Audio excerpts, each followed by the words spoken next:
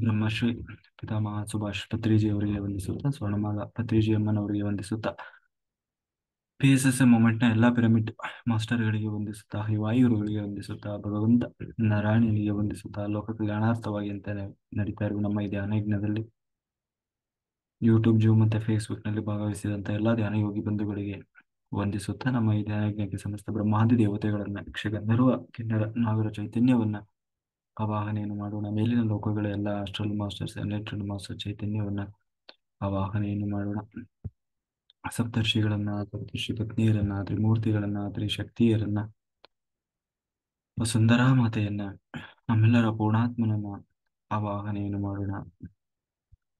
ಲೋಕ ಕಲ್ಯಾಣಾರ್ಥವಾಗಿ ಅಂತ ಹೇಳಿ ಯಾರೆಲ್ಲ ಕೂತು ತಪಸ್ಸು ಮಾಡ್ತಾ ಇದ್ದಾರೆ, ಧ್ಯಾನ ಮಾಡ್ತಾ ಇದ್ದಾರೆ, ಯೋಗಿಗಳು, ಸಿದ್ಧ ಪುರುಷರು, ಋಷಿಮುನಿಗಳು, ಹಿಮಾಲಯದ ಯೋಗಿಗಳು, ಅವರೆಲ್ಲರ ಚೈತನ್ಯವನ್ನು ಕೂಡ ನಮ್ಮ ಈ ಧ್ಯಾನ ಯಜ್ಞದಲ್ಲಿ ಆವಾಹನೆಯನ್ನು ಮಾಡೋಣ. ಸದಾನಂದ ಯೋಗಿಗಳು, ಮಹಾತಾರ್ ಬಾಬಾಜಿಯವರು, ರಮಣ ಮಹರ್ಷಿಗಳು, ಲಹರಿ ಮಹರ್ಷಿಗಳು, ಸಾಯಿಬಾಬಾ, ರಾಘವೇಂದ್ರ ಸ್ವಾಮಿಯವರು, ಗುರುಗುರು ದತ್ತಾತ್ರೇಯರು, ಬುದ್ಧ ಭಗವಾನರು, ಮಹಾವೀರರ ಚೈತನ್ಯವನ್ನ ಆವಾಹನೆಯನ್ನು ಮಾಡಿದ, ವಿಶ್ವರೂಪಿಯಾದ ಪರಬ್ರಹ್ಮ ಸ್ವರೂಪಿಯಾದ ಭಗವಂತನನ್ನ ಆವಾಹನೆಯನ್ನು ಮಾಡಿದ, ಅವರೆಲ್ಲರ ಚೈತನ್ಯ ಫ್ರೀಕ್ವೆನ್ಸಿ ನಾವೆಲ್ಲರೂ ಒಂದಾಗಿ ಈ ಧ್ಯಾನ ಯಜ್ಞದಲ್ಲಿ ಮುಂದುವರಿಯೋಣ ಅಂತ ಹೇಳ್ತಾರೆ. Very good masters. ನಾವೀಗಾಗಲೇ ಆ ರಾಮಾಯಣವನ್ನ ಚಿಂತನೆ ಮಾಡ್ತಾ ಇದ್ವಿ. ರಾಮಾಯಣದಲ್ಲಿ ಆಗ್ಲೇ ಭರದ ತಾನು ರಾಮನನ್ನ ಕರ್ಕೊಂಡು ಹೋಗ್ಬೇಕು ಆ, ಅಂತ ಹೇಳಿ ಆ ಕಾಡಿಗೆ ಬಂದು ಎಷ್ಟು ಪ್ರಯತ್ನ ಮಾಡಿದ್ರು ಕೂಡ ರಾಮ ತಾನು ಪುನಃ ಭರತನನ್ನ ಹಾಗೆ ಕಳಿಸಿಕೊಟ್ಟ. ಹೀಗೆ ಮೂರೂ ಜನರ ಸಂಕಲ್ಪ ನರಚಿತ್ತ ನೆರವೇರಲಿಲ್ಲ, ಬದಲಾಗಿ ಹರಿಚಿತ್ತವೇ ಸತ್ಯವಾಯಿತು. ಅಂದ್ರೆ ಆ ಆ ಯಾರೋ ಕೈಕೇಯಿಯ ಒಂದು ಸಂಕಲ್ಪ, ದಶರಥನ ಸಂಕಲ್ಪ, ಭರತನ ಸಂಕಲ್ಪ ಯಾವುದೂ ಸತ್ಯವಾಗಲಿಲ್ಲ. ಕೊನೆಗೆ ರಾಮನ ಸಂಕಲ್ಪ ಏನಿತ್ತು, ನನ್ನ ಪಾದುಕೆಗಳು ಹೋಗಿ ಸಿಂಹಾಸನದಲ್ಲಿ ಕೂರಬೇಕು 14 ವರ್ಷಗಳ ಕಾಲ ಅನ್ನುವುದು ಭಗವಂತನ ಸಂಕಲ್ಪ ಆಗಿತ್ತು. ಕೊನೆಗೆ ಅದೇ ಸತ್ಯವಾಯಿತು. ಅಂದ್ರೆ ಅವರು ವ್ಯಕ್ತಿಯನ್ನ ಕೂರಿಸ್ಬೇಕು ಅಂತ ಎಷ್ಟೆಲ್ಲಾ ಪ್ರಯತ್ನ ಮಾಡಿದರೂ ಕೊನೆಗೆ ಆ ಯಾವುದೂ ನಡೀಲಿಲ್ಲ. ಕೊನೆಗೆ ಯಾವಾಗ ಎಲ್ಲರೂ ಅವರೆಲ್ಲ ಸಂಕಲ್ಪ ಬಿಟ್ಟು ಎಲ್ಲರೂ ಯಾವಾಗ ಶರಣಾದರು, ಆಗ ಭಗವಂತ ತನ್ನ ಸಂಕಲ್ಪ ಹೇಳಿದ. ಆ ಆಗ ಹಾಗೆ ಭರತ ಈ ಕಡೆ ಬಂದು ತಾನು ನಂದಿ ಗ್ರಾಮದಲ್ಲಿ ಇದ್ದವನಾಗಿ ರಾಮ ಹೇಗೆ ಜೀವನ ಮಾಡ್ತಾ ಇದ್ದಾನೋ ಅದೇ ರೀತಿ ನಾನು 14 ವರ್ಷಗಳ ಕಾಲ ರಾಮನ ಹಾಗೆ ನಾನು ಕೂಡ ಜೀವನ ಮಾಡ್ತೇನೆ, ನನಗೆ ಈ ರಾಜನ ವೈಭೋಗ ಯಾವುದು ಬೇಡ ಅಂತ ಹೇಳಿ ತಾನು ಈ ಕಡೆ ಇರ್ಲಿಕ್ಕೆ ಶುರು ಮಾಡಿದ. ಈ ಕಡೆ ಅದು ಏನಾಯ್ತು ಅಂದ್ರೆ, ಚಿತ್ರಕೂಟದಲ್ಲಿ ಇದ್ದಾರೆ ರಾಮ, ಲಕ್ಷ್ಮಣ, ಸೀತೆಯರು. ತುಂಬಾ ದಿನಗಳು ಕಳೆದ ಮೇಲೆ ಇನ್ನೂ ಅವರು ದಂಡ ಕಾರ್ಯವನ್ನು ಇನ್ನು ಒಳಗಡೆ ಪ್ರವೇಶ ಮಾಡಿಲ್ಲ, ಇನ್ನು ಅದರ ಆರಂಭದಲ್ಲಿದ್ದಾರೆ. ಅಂದ್ರೆ ಗಂಗಾ ನದಿಯನ್ನು ದಾಟಿ ಅಲ್ಲಿರುವಂತ ಒಂದು ಇದ್ರಲ್ಲಿ ಹಾಗೆ ಅಲ್ಲಿ ಇದ್ದಾರೆ. ಅಲ್ಲಿ ಇರುವಾಗ ಎಲ್ಲ ಈ ಋಷಿ ಮುನಿಗಳು ಎಲ್ಲ ಅವರವರೇ ಒಂದು ರೀತಿ ಮಾತಾಡ್ಕೊಳ್ಳಿಕ್ಕೆ ಶುರು ಮಾಡಿದ್ರು. ಏನಂತಂದ್ರೆ ಆ ಏನು ಒಂದ್ ರೀತಿ ಇವರನ್ನು ಕಂಡ್ರೆ ಒಂದ್ ರೀತಿ ಉದಾಸೀನ ಮಾಡೋದು, ಈ ತರ ಎಲ್ಲ ವರ್ತನೆ ಮಾಡ್ಲಿಕ್ಕೆ ಶುರು ಮಾಡಿದ್ರು.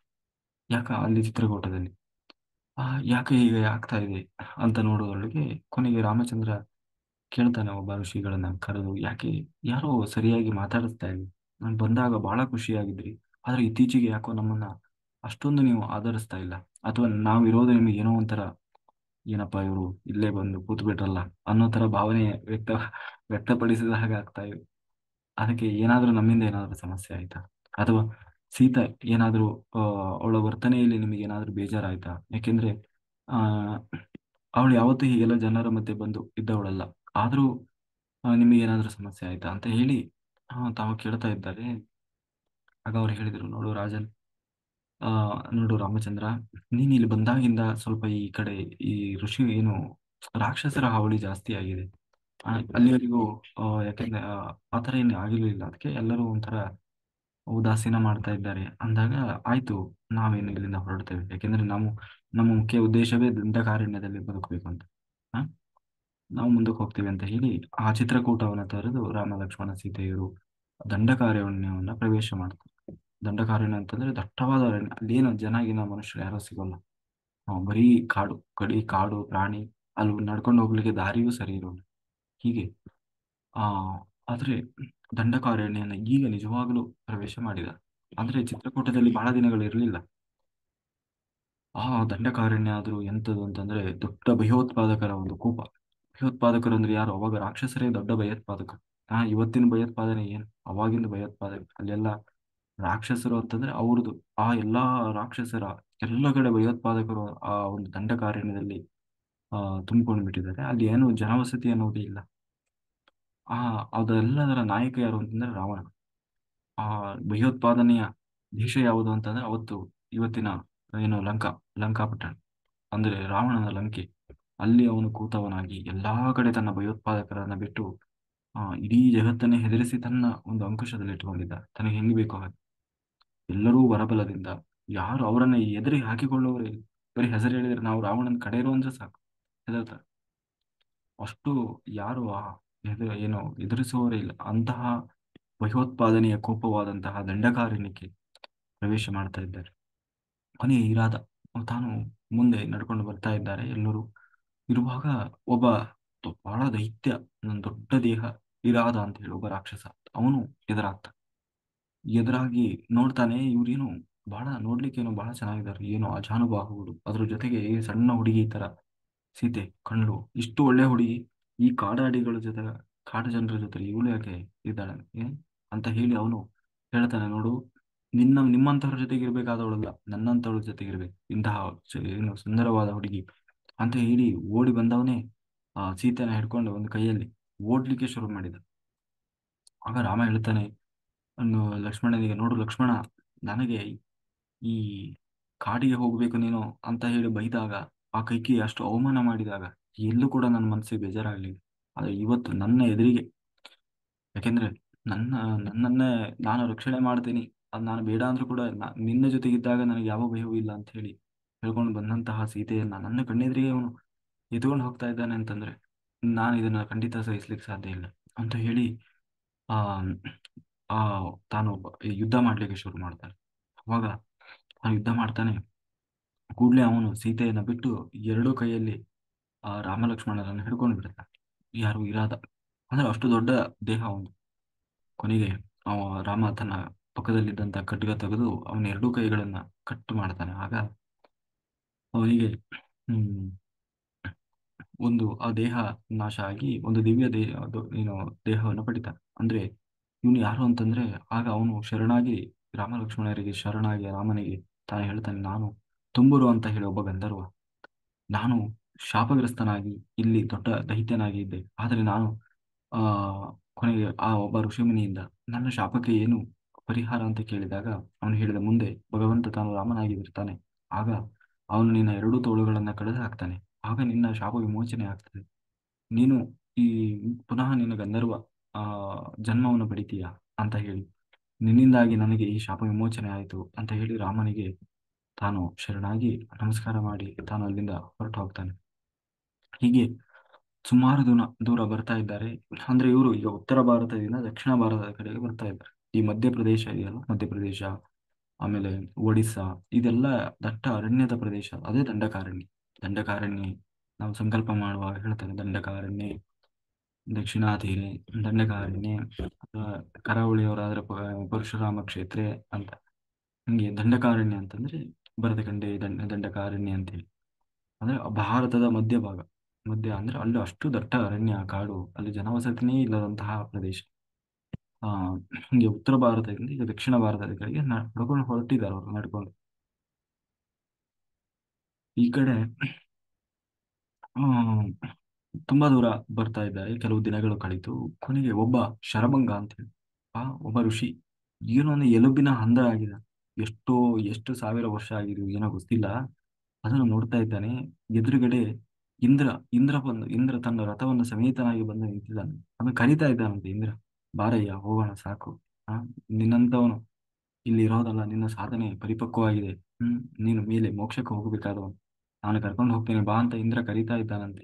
ಅವನು ಎಷ್ಟೋ ದಿವಸದಿಂದ ಬಂದು ಹಂಗೆ ನಿಂತಿದ್ದಾನಂತೆ. ಇಂದ್ರ ಯಾವ್ದು ಬರ್ದಿ ಬಾ ಬಾ ಅಂತ.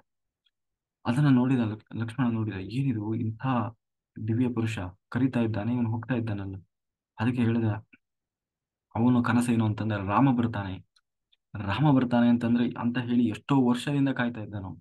ಅದು ಊಟ ಇಲ್ಲ ನಿದ್ದೆ ಇಲ್ಲ ಎಲ್ಲಾ ಬಿಟ್ಟು ತಪಸ್ಸು ಮಾಡ್ದ. ಬರೀ ರಾಮನ ದರ್ಶನ ಮಾಡ್ಬೇಕು, ನಾನು ಸಾಯ್ಬೇಕು, ಅಲ್ಲಿವರೆಗೂ ನಾನು ಬರಲ್ಲ ಅಂತ ಹೇಳಿ ಇಂದ್ರನೇ ಬಂದು ಕರಿತಾ ಇದ್ದಾನೆ, ಆದ್ರೂ ಹೋಗ್ತಾ ಇಲ್ಲ.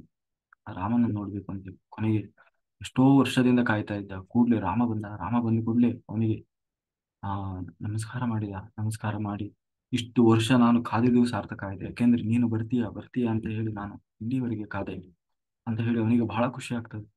ಬಹಳ ಖುಷಿಯಾಗಿ ಆ ನಾನು ನನ್ನ ಜನ್ಮ ಸಾರ್ಥಕ ಆಯಿತು, ನಾನು ಇಷ್ಟು ದಿನ ಕಾದಿದ್ದು ಕೂಡ ಸಾರ್ಥಕವಾಯಿತು ಅಂತ ಹೇಳಿ ತಾನು ಹೇಳ್ತಾನೆ ಭಗವಂತ. ನಾನು ಆ ನನ್ನ ಸಾಧನೆ ಪರಿಪಕ್ವವಾಗಿದೆ, ಅಷ್ಟೇ ಅಲ್ಲ ನನ್ನ ದೇಹ ಯಾವುದಕ್ಕೂ ಸ್ಪಂದಿಸದ ಸ್ಥಿತಿಯನ್ನು ನಾನು ತಲುಪಿದ್ದೇನೆ. ಆ, ಆದ್ರೂ ಕೂಡ ನಿನ್ನನ್ನು ಕಾಣಬೇಕು ಅನ್ನೋ ಒಂದೇ ಒಂದು ಆಸೆಯಿಂದ ನಾನು ಇಷ್ಟು ದಿವಸ ಜೀವವನ್ನು ಗಟ್ಟಿ ಹಿಡಿದು ನಿಂತಿದ್ದೇನೆ. ನನಗೆ ನೀನು ಅಪ್ಪಣೆ ಕೊಡಬೇಕು ಅಂತ ಹೇಳಿ ಕೇಳಿದಾಗ ಆಯ್ತು ಅಂತ ಹೇಳಿ ಅವನು ತನ್ನ ಧ್ಯಾನದಲ್ಲಿಯೇ ತನ್ನ ಅಗ್ನಿಯನ್ನ ಆ, ಇದು ಮಾಡ್ತಾನೆ, ಆಹ್ವಾನ ಮಾಡ್ತಾನೆ. ಆ ಅಗ್ನಿಯಲ್ಲಿ ಅವನು ಅವನ ದೇಹ ಎಲ್ಲ ಸುಟ್ಟು ಒಳ್ಳೆ ದಿವ್ಯ ಪುರುಷನಾಗಿ ದಿವ್ಯ ರೂಪವನ್ನು ತೊಟ್ಟು ತಾನು ಮೋಕ್ಷ ಲೋಕಕ್ಕೆ ಹೊರಟು ಹೋಗ್ತಾನೆ. ಅಂದ್ರೆ ಶರಭಂಗ ಒಂದು ವೇಳೆ. ಅದಕ್ಕೆ ಹೇಳೋದು ಅಲ್ಲಿ ಎಲ್ಲರೂ ಬೇಡ ಬೇಡ ಅಂದ್ರೆ ರಾಮ ಯಾಕೆ ಬಂದ ಅವತ್ತ ಅಷ್ಟು ಬಲವಂತವಾಗಿ ಅಂತಂದ್ರೆ ಇಲ್ಲಿ ಈತದವರು ಕಾಯ್ತಾ ಇದ್ದ ರಾಮನಿಗಾಗಿ. ಆ, ಜೊತೆಗೆ ಕೆಳಗೆ ಇನ್ನೂ ಸ್ವಲ್ಪ ಮುಂದೆ ಹೋದ್ಮೇಲೆ ಗೊತ್ತಾಗ್ತದೆ ಅಲ್ಲಿ ಹನುಮಂತ ಕಾಯ್ತಾ ಇದ್ದ. ಹಿಂಗೆ ಅವ್ರ ಎಷ್ಟೊಂದು ಇನ್ನು ಋಷಿ ಮುನಿಗಳು ಎಲ್ಲರೂ ಕಾಯ್ತಾ ಇದ್ದಾರೆ.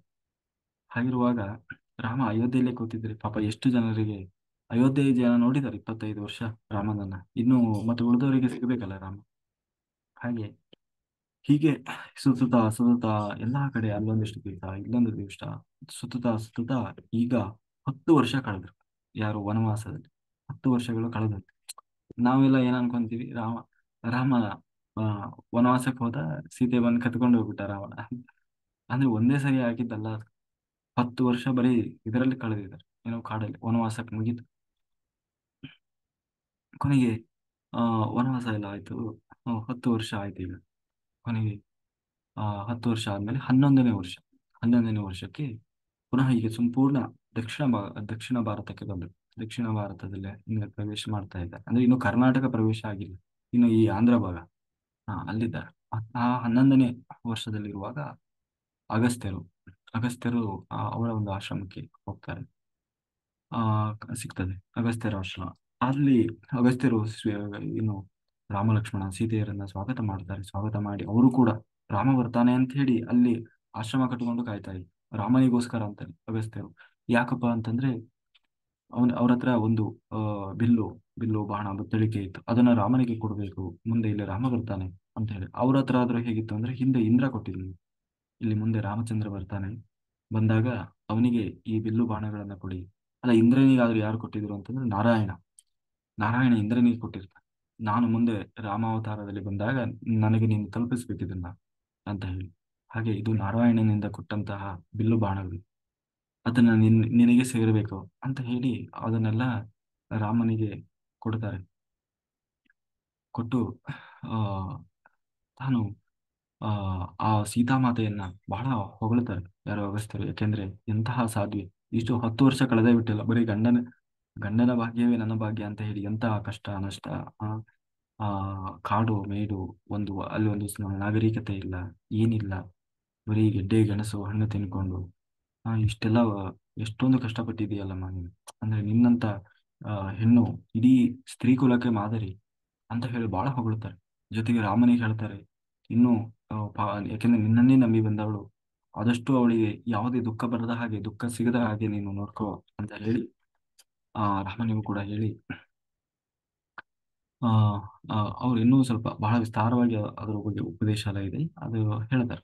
ಹೀಗೆ ಮುಂದೆ ಅವ್ರು ಹೇಳ್ತಾರೆ, ನೋಡು ರಾಮ, ನೀನು ಇಲ್ಲಿ ಮುಂದೆ ಸ್ವಲ್ಪ ದೂರದಲ್ಲಿ ಪಂಚವಟಿ ಅಂತ ಹೇಳಿ ಒಂದು ಆ, ಜಾಗ ಇದೆ. ಅಲ್ಲಿ ಗೋದಾವರಿ ನದಿ ಹರಿತಾ ಇದ್ದಾಳೆ. ಆ ಜೊತೆಗೆ ಬಹಳ ಸುಂದರವಾದ ರಮಣೀಯವಾದಂತಹ ಪ್ರದೇಶ. ಅದನ್ನು ಸೀತೆ ಬಹಳ ಇಷ್ಟಪಡ್ತಾಳೆ. ಅಲ್ಲಿ ಒಳ್ಳೆ ವಾತಾವರಣ ಇದೆ, ಕಾಡು, ನದಿ ಇದೆ, ಆಮೇಲೆ ತುಂಬಾ ಒಳ್ಳೆ ಸಾತ್ವಿಕ ಪ್ರಾಣಿಗಳಿದ್ದಾವೆ. ಜಿಂಕೆ ಈ ತರದ ಸಾತ್ವಿಕ ಪ್ರಾಣಿಗಳೇ ಜಾಸ್ತಿ ಇದ್ದಾವೆ. ಅಂತಹ ಪಂಚವಟಿ, ಆ ಪಂಚವಟಿಯಲ್ಲಿ ಹೋಗಿ ನೀನು ವಾಸ ಮಾಡು, ತುಂಬಾ ಚೆನ್ನಾಗಿದೆ, ಇದು ಸೀತೆಗೆ ಬಹಳ ಇಷ್ಟ ಆಗ್ತದೆ ಅಂತ ಹೇಳಿ ತಾವು ಹೇಳಿ ಕಳಿಸ್ತಾರೆ. ಅದೇ ರೀತಿಯಾಗಿ ಅವರು ಪಂಚವಟಿಗೆ ಬರ್ತಾರೆ. ಬರುವಾಗ ಬರುವ ದಾರಿಯಲ್ಲಿ ಒಬ್ಬ ದೊಡ್ಡ ಪಕ್ಷಿ, ಪಕ್ಷಿ ರೂಪದಲ್ಲಿ ಬಹಳ ವಯಸ್ಸಾಗಿದೆ, ವಯಸ್ಸಾಗಿದೆ, ಹಣ್ಣು ಮುದುಕನ ಹಾಗೆ ವಯಸ್ಸಾಗಿದೆ, ಆದ್ರೆ ಪಕ್ಷಿ ರೂಪದಲ್ಲಿದ್ದಾನೆ. ಆ ಅವನನ್ನ ನೋಡಿ ಇವರು ಕಾಣಿಸ್ಕೊಳ್ತಾರೆ. ಆಗ ರಾಮಚಂದ್ರ ದೂರದಿಂದ ನೋಡ್ತಿದ್ದ ಹಾಗೆ ಲಕ್ಷ್ಮಣ, ಅಣ್ಣ ಯಾವುದೋ ಯಾಕೆಂದ್ರೆ ಇಲ್ಲಿ ರಾಕ್ಷಸರು ಯಾವ ರೂಪದಲ್ಲಿ ಎಲ್ಲಿ ಹೇಗೆ ಬರ್ತಾರೆ ಗೊತ್ತಿಲ್ಲ, ಆ ತರದ ಒಂದು ವಾತಾವರಣ. ಅವರೆಲ್ಲ ಮಾಯಾವಿಗಳು. ಕೆಲವೊಮ್ಮೆ ಋಷಿಮುನಿಗಳ ರೂಪದಲ್ಲೇ ಬರ್ಬೋದು, ನೋಡ್ಲಿಕ್ಕೆ ಒಳ್ಳೆಯರ ಹಾಗೇನೆ ಬರ್ಬೋದು. ಹಂಗಾಗಿ ಯಾವುದೋ ಒಂದು ತರ ವಿಕಾರವಾಗಿದೆ ಇದಕ್ಕೆ. ಪಕ್ಷಿ ರೂಪದಲ್ಲಿ ಇಷ್ಟು ದೊಡ್ಡ ಪಕ್ಷಿ ಯಾವ್ದಾರು ಇರ್ಲಿಕ್ಕೆ ಸಾಧ್ಯ ಇದೆಯಾ ಅಂತ ಹೇಳಿ ಅವನು ಒಂದು ರೀತಿ ಯುದ್ಧಕ್ಕೆ ಸನ್ನದ್ಧನಾಗ ರೀತಿ ಆಗ್ತಾನೆ. ಕೊನೆಗೆ ಹೋಗಿ ವಿಚಾರಿಸ್ತಾರೆ, ಯಾರಪ್ಪ ನೀನು ಅಂತ ಹೇಳಿ. ಕೊನೆಗೆ ಆ ಜಟಾಯುನೇ ಮಾತಾಡಿಸ್ತಾನೆ, ನಾನು ಜಟಾಯು, ನನ್ನ ಹೆಸರು ಜಟಾಯು ಅಂತ ಹೇಳಿ. ನಾನು ಯಾರಪ್ಪ ಅಂತಂದ್ರೆ ಈ ಸೂರ್ಯನ ಸಾರಥಿ ಏನಿದ್ದಾನೆ ಅರುಣ, ಅವನ ಮಕ್ಕಳು ನಾವು. ಯಾಕಂದ್ರೆ ನಮಗೆ ಇನ್ನೊಬ್ಬ ಅಣ್ಣ ಇದ್ದಾನೆ ಸಂಪಾತಿ ಅಂತ, ಸಂಪಾತಿ ಮತ್ತೆ ಜಟಾಯು, ನಾವಿಬ್ರು ಅಣ್ಣ ತಮ್ಮಂದಿರು. ಅವನ ಕಥೆಯನ್ನ ಹೇಳ್ತಾನೆ. ನಾವು ಹಿಂದೆ ಸೂರ್ಯಲೋಕಕ್ಕೆ ಸೂರ್ಯನನ್ನ ನೋಡ್ಬೇಕು ಅಂತ ಹೇಳಿ ನಾನು ಮತ್ತೆ ನಮ್ಮ ಅಣ್ಣ ಸಂಪಾತಿ ಇಬ್ರು ಪೈಪೋಟಿಗೆ ಬಿದ್ವಿ. ಪೈಪೋಟಿಯಿಂದಾಗಿ ಆ ಆ ಸೂರ್ಯನ ಲೋಕಕ್ಕೆ ಹೋಗ್ಬೇಕು ಅಂತ ಹೇಳಿ ಹಾರ್ಲಿಕ್ಕೆ ಶುರು ಮಾಡಿದ್ವಿ. ಹಾರಿದ್ವಿ ಒಬ್ರಿಗಿಂತ ಒಬ್ರು. ಆದ್ರೆ ಯಾವಾಗ ನಾವು ಸೂರ್ಯಮಂಡಲ ಹತ್ತತ್ರ ಹೋದ್ವಿ, ಆಗ ಆ ಸೂರ್ಯನ ಶಾಖವನ್ನ ತಡಿಲಿಕ್ಕಾಗದೆ ನಾನು ನನ್ನ ರೆಕ್ಕೆಗಳನ್ನೆಲ್ಲ ತಡಿಲಿಕ್ಕಾಗ್ಲಿಲ್ಲ. ಆಗ ನಮ್ಮ ಅಣ್ಣ ಆ ನನ್ನ ಆ ಸೂರ್ಯನ ಶಾಖದಿಂದ ನನಗೇನೂ ಆಗಬಾರ್ದು ಅಂತ ಹೇಳಿ ಸಂಪಾತಿ ನನಗೆ ಆ ಅವನ ರೆಕ್ಕೆಗಳನ್ನ ಅಡ್ಡ ಹಿಡಿದ. ಅವಾಗ ಅವನ ರೆಕ್ಕೆಗಳೆಲ್ಲ ಸುಟ್ಟು ಹೋದವು. ಸುಟ್ಟು ಅವನು ಆ ಭೂಮಿಗೆ ಬಿದ್ದ. ನಾನು ಕೂಡ ಹಾಗೆ ಸುರಕ್ಷಿತನಾಗಿ ಬಂದೆ. ಆದರೆ ನಾನು ಬಹಳ ಹಳೆಯವನು. ಎಷ್ಟು ಹಳೆಯವನು ಅಂತಂದ್ರೆ ನಾನು ನಿನ್ನ ತಂದೆಯ ವಯಸ್ಸಿನವನು, ದಶರಥನ ವಯಸ್ಸಿನವನು ಅಂತ ಹೇಳಿ ತನ್ನ ಪರಿಚಯ ಮಾಡ್ಕೊಂಡ. ನೀನೇನೋ ಹೆದರ್ಬೇಡ, ಹಾಗಂತ ಹೇಳಿ ನನಗೆ ವಯಸ್ಸಾಗಿದೆ, ನನಗೇನು ಶಕ್ತಿ ಸಾಮರ್ಥ್ಯ ಇಲ್ಲ ಅಂತ ತಿಳ್ಕೊಳ್ಬೇಡ. ನಾನು ಬಹಳ ಸಾಮರ್ಥ್ಯ ಉಳ್ಳವನು. ಆದರೆ ನೀನು ಇಲ್ಲಿ ಸ್ವಲ್ಪ ಬಹಳ ರಾಕ್ಷಸರ ಹಾವಳಿ ಇದೆ. ಆದ್ರೆ ನೀನೇನು ಯೋಚನೆ ಮಾಡಬೇಡ. ಸೀತೆಯನ್ನ ನಾನು ರಕ್ಷಣೆ ಮಾಡ್ತೇನೆ, ಸೀತೆಗೆ ಬೇಕಾದಂತ ಎಲ್ಲ ವ್ಯವಸ್ಥೆಯನ್ನ ನಾನು ಮಾಡಿಕೊಡ್ತೇನೆ ಅಂತ ಹೇಳಿ ಆ ಆ ಜಟಾಯು ಹೇಳ್ತಾನೆ, ನಾನು ಇವತ್ತಿನಿಂದ ನಿನ್ನ ಸ್ನೇಹಿತ ಅಂತ ಹೇಳಿ. ಬಹಳ ಸಂತೋಷ ಆಗ್ತದೆ. ಯಾಕೆಂದ್ರೆ ಸಜ್ಜನರು ಎಲ್ಲಿ ಹೋದ್ರು ಸಿಗ್ತಾರಲ್ಲಪ್ಪ. ಇವತ್ತೊಂದು ಧ್ಯಾನಿಗಳು ನೋಡಿ, ಧ್ಯಾನಿಗಳು ಎಲ್ಲಿಗೆ ಹೋದ್ರು ಆ ಎಲ್ಲೋ ಯಾವ್ದೋ ರೂಪದಲ್ಲಿ ಧ್ಯಾನಿಗಳು ಅವರಿಗೆ ಕನೆಕ್ಟ್ ಆಗ್ತಾರೆ. ನಾನು ಜನ ಹಂಗೆ ರಾಮಚಂದ್ರ ಎಲ್ಲಿ ಹೋದ್ರು ಪಾಪ ಅವನಿಗೆ ಒಬ್ರಲ್ಲ ಒಬ್ರು ಅವನಿಗೇನು ಪರಿಚಯ ಇಲ್ಲ, ಏನಿಲ್ಲ ಇಲ್ಲಿಯವರೆಗೆ, ಅಲ್ವಾ? ಈ ದೇಶಕ್ಕೆ ಈ ಕಡೆ ದಿಕ್ಕಿಗೆ ಬಂದಿಲ್ಲ ಅವರು. ಎಲ್ಲಾದ್ರೂ ಹೊಸಬ್ರೆ, ಎಲ್ಲರೂ ಹೊಸತನ.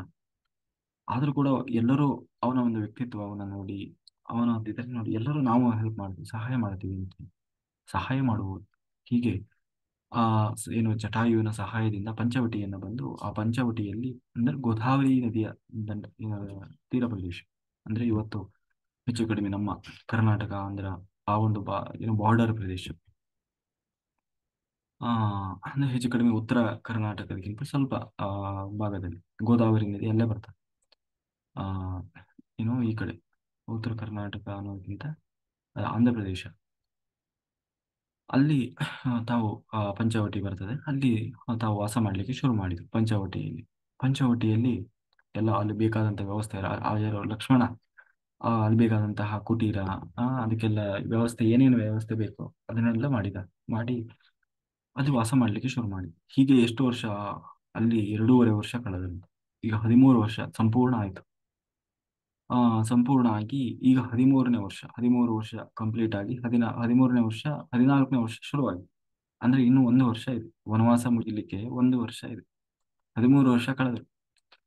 ಹೀಗೆ ಇರುವಾಗ ಆ ಒಂದು ದಿನ ರಾಮ ತಾನು ಎಲ್ಲರೂ ಹೊರಗಡೆ ಕುತ್ಕೊಂಡಿದ್ದಾರೆ. ಹೊರಗಡೆ ಕುತ್ಕೊಂಡು ತನ್ನ ರಾಮ ಹೇಳ್ತಾ ಇದ್ದಾನೆ ಲಕ್ಷ್ಮಣನಿಗೆ, ಸೀತೆಗೆಲ್ಲ ಅದರಲ್ಲೂ ಲಕ್ಷ್ಮಣನಿಗೆ ಹೇಳ್ತಾ ಇದ್ದೇನೆ, ನೋಡು ಲಕ್ಷ್ಮಣ, ಅವತ್ತು ನಾವು ಎಲ್ಲರೂ ಕೈಕೇಯಿಗೆ ಬೈದವ್ರೆ. ಎಂತ ಹಿಂಗೆ ರಾಮನ ಕಾಡಿ ಕೆಟ್ಟುಬಿಟ್ಲು, ರಾಮನ ರಾಜನಾಗಿ ಮೆರಿಬೇಕಾದವನು ಇವತ್ತು ಕಾಡಿಗೆ ಹೋಗ್ಬಿಟ್ಟ ಅಂತ ಹೇಳಿ ಅವತ್ತು ಎಲ್ಲರೂ ಒಬ್ಬರಿಗಿಂತ ಒಬ್ರು ಬೈದವ್ರೆ. ಆದ್ರೆ ಇವತ್ತು ನೋಡಿದ ಕೈಗೆ ಎಷ್ಟು ಉಪಕಾರ ಮಾಡಿದ್ವಿ ಅಂತ. ಯಾಕೆಂದ್ರೆ ಎಷ್ಟು ಜನ ಇವತ್ತು ರಾಮನ ದರ್ಶನ ಮಾಡಿ ಎಷ್ಟು ಜನ ಪುನೀತರಾದ್ರು. ಜೊತೆಗೆ ಎಲ್ಲದಕ್ಕಿಂತ ಹೆಚ್ಚಾಗಿ ಎಷ್ಟು ಜನ ನನಗಾಗಿ ಅಂತ ಕಾಯ್ತಾ ನಿಂತಿದ್ರು. ಎಷ್ಟೋ ಋಷಿಮುನಿಗಳು ಭೇಟಿ ಆಗ್ತಾರೆ ಮಧ್ಯ 13 ವರ್ಷದ ಇದರಲ್ಲಿ. ಅವರೆಲ್ಲ ಹೇಳ್ತಾರೆ. ಯಾಕೆಂದ್ರೆ ಆ ಆ ಏನು ಈ ರಾಕ್ಷಸರ ಹಾವಳಿಯಿಂದಾಗಿ ಅಲ್ಲಿ ಯಾರು ಕೂತ್ಕೊಂಡು ತಪಸ್ಸು ಮಾಡ್ಲಿಕ್ಕೂ ಸಾಧ್ಯ ಇಲ್ಲ. ಜೊತೆಗೆ ಅಲ್ಲೆಲ್ಲ ಬರುವಾಗ್ಲೆಲ್ಲ ಬರೀ ಈ ಮನುಷ್ಯರ ಮೂಳೆಗಳೇ ಕಾಣ್ತಾ ಇದ್ವು.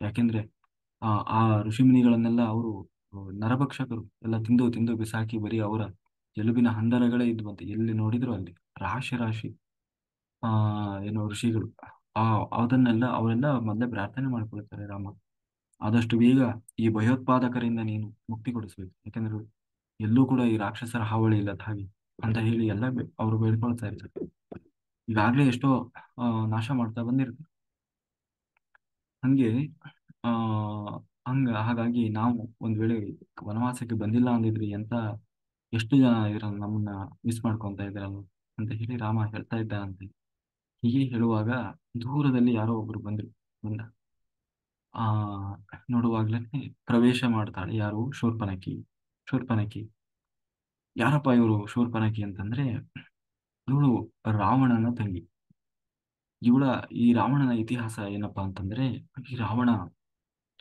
ಕುಲಸ್ತ್ಯ ಕುಲಸ್ತ್ಯ ಅನ್ನುವಂತಹ ಒಂದು ಬ್ರಾಹ್ಮಣ ವಂಶದಲ್ಲಿ ಬಂದಳು ಹಾಗಾಗಿ ಇವನು ಕೂಡ ಒಬ್ಬ ಬ್ರಾಹ್ಮಣನೇ ಆದ್ರೆ ರಾಕ್ಷಸ ಅವನ ವಂಶ ಏನೋ ಒಳ್ಳೇದೇ ಆದ್ರೆ ಬದುಕೋದು ಅವನ ಒಂದು ಸ್ವಭಾವ ಎಲ್ಲವೂ ರಾಕ್ಷಸ ಸ್ವಭಾವ ಅದು ಹೇಗೆ ಅಂತಂದ್ರೆ ಈ ರಾವಣನ ತಾಯಿ ಏನಿದ್ದಾಳೆ ಕೈಕಸಿ ಆ ಅವಳು ಒಬ್ಬ ದೈತ್ಯ ಅಂದ್ರೆ ಅವಳು ಒಬ್ಬ ರಾಕ್ಷಸಿ ಆದ್ರೆ ತಂದೆ ಮಾತ್ರ ಒಬ್ಬ ಬ್ರಾಹ್ಮಣ ಶುದ್ಧ ಒಳ್ಳೆ ತಪಸ್ವಿ ಅದೇ ವಿಶ್ರವಸು ಅನ್ನುವಂತಹ ಒಬ್ಬ ಬ್ರಾಹ್ಮಣ ಅದರ ಕಥೆಯನ್ನ ಹೇಳ್ಕೊಂಡು ಹೋಗ್ತಾರೆ ರಾವಣನ ಈ ಕುಲಸ್ತ್ಯ ವಂಶದಲ್ಲಿ ಬಂದವನು ವಿಶ್ರವಸು ಅನ್ನುವಂತಹ ಒಬ್ಬ ಋಷಿಮುನಿ ಬಹಳ ದೊಡ್ಡ ತಪಸ್ವಿ ಅವನಿಗೆ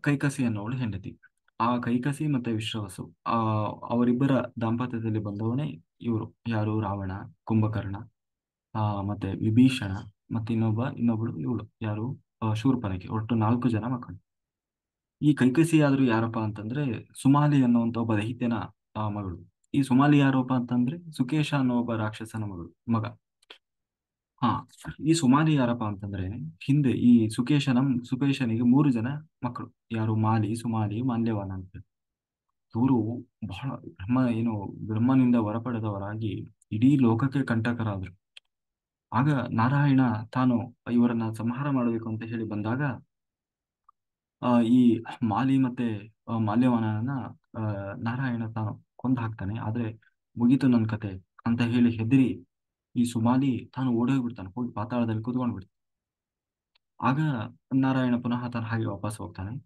ಆವಾಗ ಈ ಸುಮಾಲಿ ಏನಾದ್ರೂ ಮಾಡಿ ದೇವತೆಗಳ ಮೇಲೆ ನಾರಾಯಣನ ಮೇಲೆ ಅದರಲ್ಲೂ ನಾರಾಯಣನ ಮೇಲೆ ಸೇಡು ತೀರಿಸ್ಕೊಳ್ಬೇಕು ಹೇಗೆ ಸೇಡು ತೀರಿಸ್ಕೊಳ್ಬೇಕು ಯುದ್ಧ ಮಾಡಿ ಶಕ್ತಿಯಿಂದ ಅಂತೂ ನಾವು ಅವನನ್ನು ಮಣಿಸ್ಲಿಕ್ಕೆ ಸಾಧ್ಯ ಇಲ್ಲ ಅದಕ್ಕೆ ಇದನ್ನ ನಾವು ಯುಕ್ತಿಯಿಂದಲೇ ಪಡಿಬೇಕು ಅದರಲ್ಲೂ ಈ ರಾವಣನನ್ನ ಸೋಲಿಸ್ಲಿಕ್ಕೆ ನಮ್ಮ ಹತ್ರ ಶಕ್ತಿ ಬೇಕಲ್ವಾ ಶಕ್ತಿ ಅಥವಾ ಅಂತಹ ಒಂದು ಸಾಮರ್ಥ್ಯ ಅಂದ್ರೆ ದೇವತೆಗಳನ್ನ ಈ ನಾರಾಯಣನನ್ನ ಸೋಲಿಸ್ಬೇಕು ಅಂತಂದ್ರೆ ಅಂತಹ ಶಕ್ತಿ ಸಾಮರ್ಥ್ಯ ಇರುವವನನ್ನು ನಾವು ಪಡಿಬೇಕು ಅದನ್ನ ಪಡಿಬೇಕು ಅಂದ್ರೆ ನಾವು ಪಡಿಬೇಕು ಅಂದ ತಕ್ಷಣ ಪಡಿಲಿಕ್ಕೆ ಆಗ್ತದಾ ಇಲ್ಲ ಅದಕ್ಕೆ ಏನ್ ಮಾಡ್ಬೇಕು ಅಂತಹ ಯೋಗ್ಯತೆ ಇರುವವರನ್ನ ನಾವು ಹುಡುಕ್ಬೇಕು ಅಂದ್ರೆ ಯಾರಾದ್ರೂ ಒಳ್ಳೆ ಋಷಿಮುನಿ ದೊಡ್ಡ ತಪಸ್ವಿ ಅಂತಹವರ ಶಕ್ತಿ ಅಂತಹ ತಪಸ್ವಿಯಿಂದ ನಾವು ಮಕ್ಕಳನ್ನ ಪಡೆದ್ವಿ ಅಂತ ಆದ್ರೆ ಅವರಿಂದ ಬರುವ ಮಕ್ಕಳು ಬಹಳ ಶಕ್ತಿವಂತರಾಗಿರ್ತಾರೆ ಅಂತ ಹೇಳಿ ಕುತಂತ್ರದಿಂದ ಈ ಸುಮಾಲಿ ಏನ್ ಮಾಡ್ತಾನೆ ತನ್ನ ಮಗಳು ಕೈಕಸಿ ಅವಳು ದೊಡ್ಡ ರಾಕ್ಷಸಿ ಅವಳನ್ನ ಈ ವಿಶ್ವವಸುವಿನ ಬಳಿ ಕಳಿಸಿಕೊಡ್ತಾನೆ ಅಂದ್ರೆ ಅವಳೇನು ರಾಕ್ಷಸ ರೂಪ ತೊಟ್ಟು ಬರಲ್ಲ ಬಹಳ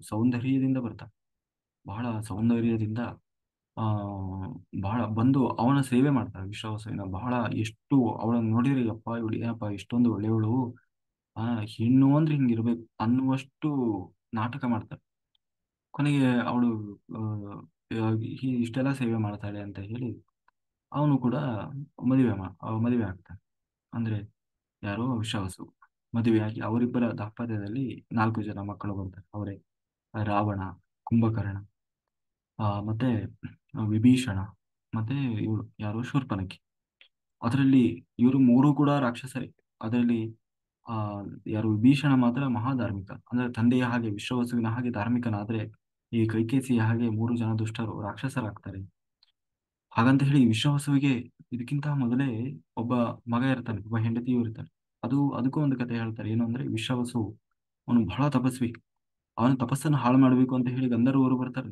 ಎಲ್ಲ ಗಂಧರ್ವ ಕನ್ಯೆಯರು.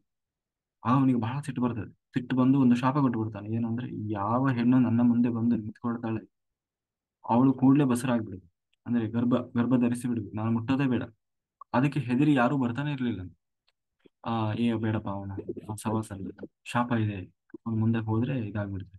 ಆದ್ರೆ ತೃಣಬಿಂದು ಅಂತ ಹೇಳಿ ಒಬ್ಬ ರಾಜ, ಅವನ ಮಗಳಿಗೆ ಆ ವಿಷಯ ಗೊತ್ತಿರೋದು, ಈ ಶಾಪದ ವಿಚಾರ. ಆದ್ರೆ ಅವನ ಮುಂದೆ ಬಂದು ಬಿಡ್ತಾಳೆ ಪುನಃ. ಅವಳು ಕೂಡ ಗರ್ಭ ಧರಿಸಿ ಬಿಡ್ತಾಳೆ. ಆದ್ರೆ ಅವಳೇನು ಕೆಟ್ಟ ಉದ್ದೇಶದಿಂದ ಬಂದಿರಲ್ಲ. ಆದ್ರೆ ಅದು ವಿಷಯ ತೃಣಬಿಂದು ರಾಜನಿಗೆ ಗೊತ್ತಾಗ್ತದೆ. ಆಗ ಇನ್ನೇನ್ ಮಾಡೋದು ಅಂತ ಹೇಳಿ ಅವಳನ್ನ ಬಂದು ಏನು ವಿಶ್ವಾಸುವಿಗೆ ವಿವಾಹ ಮಾಡಿ ಕೊಡ್ತಾರೆ. ಆ ವಿಶ್ವಾಸು ಮತ್ತೆ ಆ ತೃಣಬಿಂದುವಿನ ಮಗಳ, ಅವರಿಬ್ಬರ ದಾಂಪತ್ಯದಿಂದ ಬಂದವನೇ ಕುಬೇರ. ಹಾ, ಅಂದ್ರೆ ಹಾಗಾಗಿ ಕುಬೇರ ಈ ರಾವಣ ಇವರಿಗೆಲ್ಲ ಅಣ್ಣ ಅಣ್ಣ ಇದ್ದಾಗ. ಹೇಗಪ್ಪ ಅಣ್ಣ ಅಂತಂದ್ರೆ ಇವರೆಲ್ಲ ಸೌತಿ ಮಕ್ಕಳು. ಅಂದ್ರೆ ಎರಡು ಜನ ಹೆಂಡತಿಯರು, ವಿಶ್ವಾಸಿಗೆ ಎರಡು ಜನ ಹೆಂಡತಿಯರ. ಆ ಕುಬೇರನ ಸಾಮ್ರಾಜ್ಯ ಯಾವುದು ಅಂತಂದ್ರೆ ಇವತ್ತಿನ ಲಂಕೆ. ಅಂದ್ರೆ ಆ ಲಂಕೆ ಅಷ್ಟು ಶ್ರೀಮಂತ, ಅವನ ಶ್ರೀಮಂತ ಅಲ್ವಾ ಕುಬೇರ. ಹಾಗಾಗಿ ಬರೀ ಸುವರ್ಣ ನಗರಿ, ಬಂಗಾರದಿಂದಲೇ ಕಟ್ಟಿದ್ದಂತೆ ಯಾವುದು ಲಂಕೆ, ಲಂಕಾಪಟ್ಟಣ. ಅವನನ್ನ ಓಡಿಸಿ ಹೆದರಿಸಿ ಇವನು ರಾವಣ ಒಳ್ಳೆ ಕೂತ್ಕೊಂಡಿರ್ತಾನೆ. ಇಲ್ಲಿ ಲಂಕಾಪಟ್ಟಣದಲ್ಲಿ ಅವನೇನು ಅಷ್ಟು ಸಂಪತ್ತನ್ನ ಪಡ್ಕೊಂಡಿದ್ದಲ್ಲ. ಅಂದ್ರೆ ಯಾವಾಗ್ಲೂ ಇವರಿಗೆ ಜಗಳ. ಯಾಕೆಂದ್ರೆ ಸೌತಿ ಮಕ್ಕಳು, ಈ ತರ ಆ ಮಕ್ಕಳು ಅಂತ ಹೇಳಿ ಅವರಿಗೆ ಕುಬೇರನ್ ಕಂಡ್ರೆ ಆಗ್ತಿರ್ಲಿಲ್ಲ. ಯಾರಿಗೆ, ರಾವಣ. ಜೊತೆಗೆ ಇವಳು ಕೂಡ ಅವರಿಗೆ ಅದೇ ತರ ಬುದ್ಧಿ ತುಂಬಿದ್ಲು. ಯಾರು, ಕೈಕಸಿ, ರಾವಣ ಕುಂಭಕರ್ಣ ಅವರು ಸಣ್ಣವರಿದ್ದಾಗಿಂದಲೇ ದುಷ್ಟ ಬುದ್ಧಿಯನ್ನ ತುಂಬಿ ತುಂಬಿ ಅವ್ರನ್ನ ದುಷ್ಟರನ್ನಾಗಿ ಮಾಡ್ತಿದ್ರು. ಹಂಗಾಗಿ ಈ ಮೂರು ಜನ, ರಾವಣ, ಕುಂಭಕರ್ಣ, ಇವರೆಲ್ಲ ಮೂರು ಜನ ಸೇರಿ ವಿಭೀಷಣ ತಪಸ್ಸು ಮಾಡಿದರು ಬ್ರಹ್ಮದೇವರನ್ನು ಕುರಿತು. ವಾರ ವಾರಿಗಟ ಘೋರ ತಪಸ್ಸು. ಆ ತಪಸ್ಸು ಮಾಡಿದಾಗ ರಾವಣ ಬ್ರಹ್ಮದೇವರು ಬಂದಾಗ ತಾನು ಆ ವರವನ್ನು ಕೇಳ್ತಾನೆ. ಹಿಂದೆ ಏನು ಹಿರಣ್ಯಕಶಿಪು ಆದಾಗ ಏನು ಕೇಳಿದ್ನೋ ಅದೇ ವರಗಳನ್ನು ಕೇಳ್ತಾನೆ. ಅವರಿಂದ ಸಾವು ಬರಬಾರ್ದು, ಇವರಿಂದ ಅಂಥದರಿಂದ ಇಂಥದರಿಂದ ಸಾವು ಬರಬಾರ್ದು, ಎಲ್ಲಾನು ಕೇಳಿದ ಸರಿ. ಆದ್ರೆ ಮನುಷ್ಯರಿಂದ ಬರಬಾರ್ದು ಅನ್ನೋದನ್ನು ಮಾತ್ರ ಕೇಳಲಿಲ್ಲ.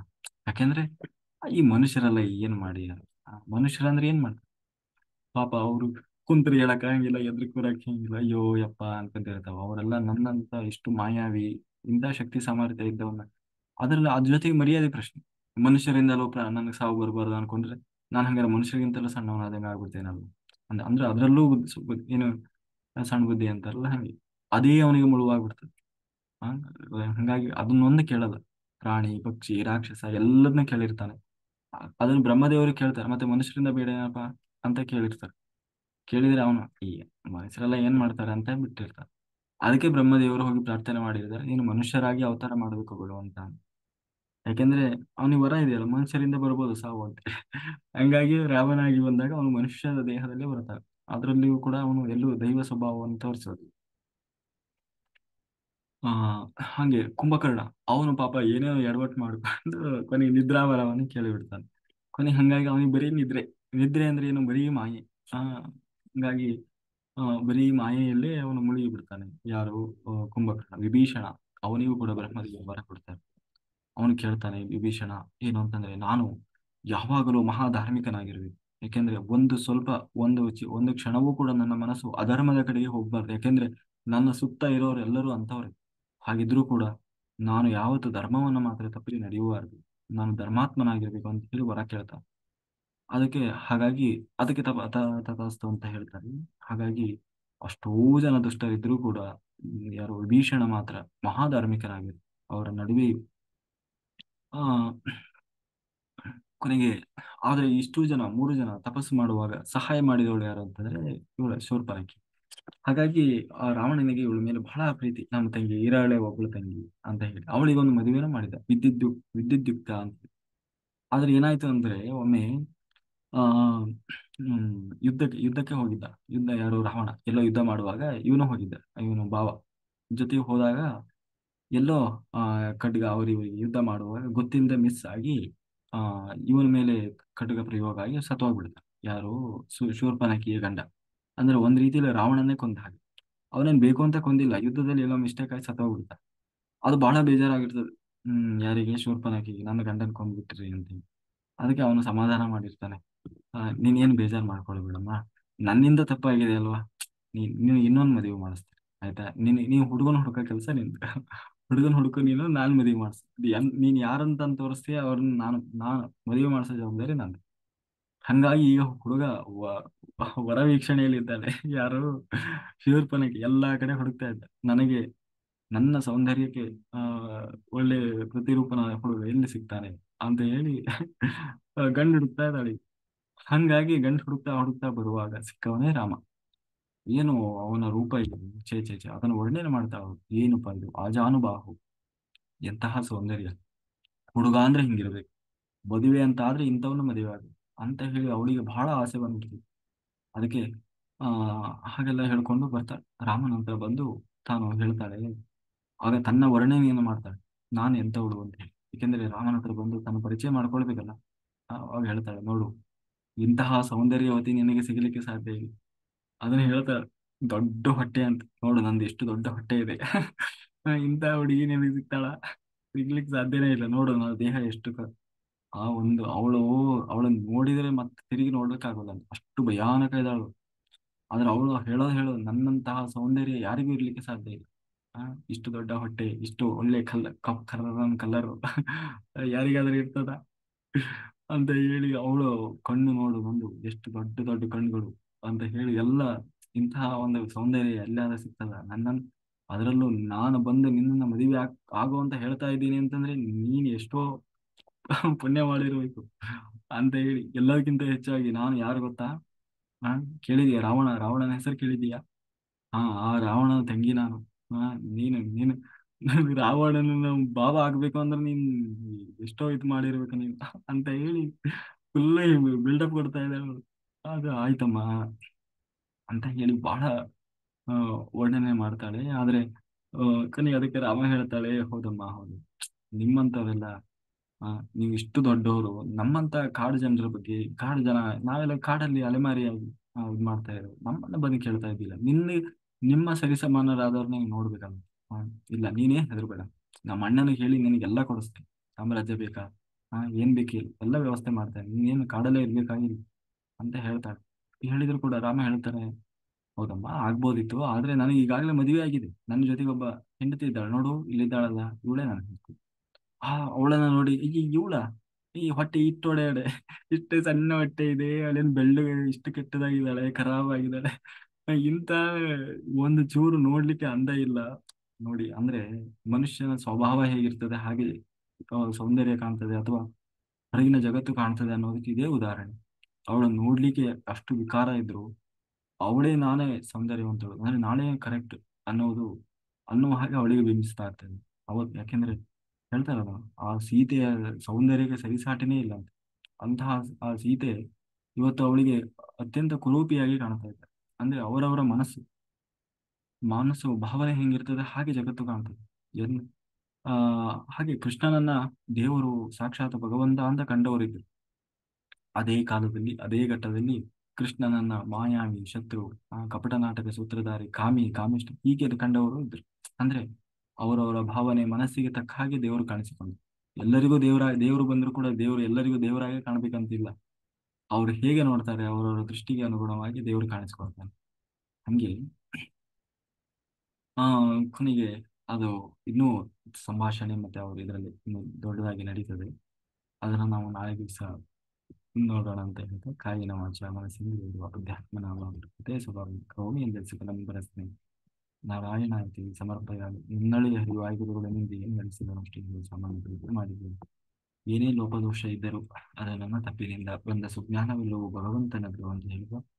ಇಲ್ಲಿಯವರೆಗೆ ಯೂಟ್ಯೂಬ್, ಜೂಮು, ಫೇಸ್ಬುಕ್ನಲ್ಲಿ ವೀಕ್ಷಿಸಿದಂತೆ ಎಲ್ಲ ಧ್ಯಾನಯೋಗಿ ಬಂಧುಗಳಿಗೆ ಅನಂತ ಕೋಟಿ ಧನ್ಯವಾದಗಳು. Thank you, thank you, thank you. ಸರ್ವಂ ಶ್ರೀ ಕೃಷ್ಣ ಅರ್ಪಣಮಸ್ತು. ಓಕೆ ಮಾಸ್ಟರ್ಸ್, ಯಾರಾದರೂ ಮಾತಾಡೋರಿದ್ರೆ ಹ್ಯಾಂಡ್ ರೈಸ್ ಮಾಡಿ ಮಾತಾಡಿ.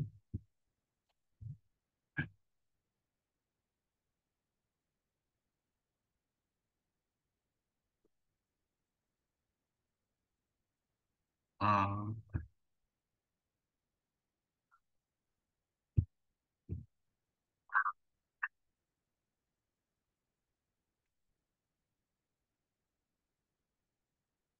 ಓಕೆ, ಯಾರ್ದು ಏನೋ ಡೌಟ್ಸ್ ಇಲ್ಲ ಅನ್ಸುತ್ತೆ.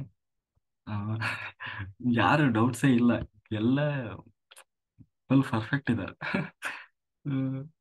ಓಕೆ, ನಾವು ಈಗ ಸಂಕಲ್ಪ ಮಾಡಿ ಧ್ಯಾನ ಶುರು ಮಾಡೋಣ. ಹಾ, ಓಕೆ.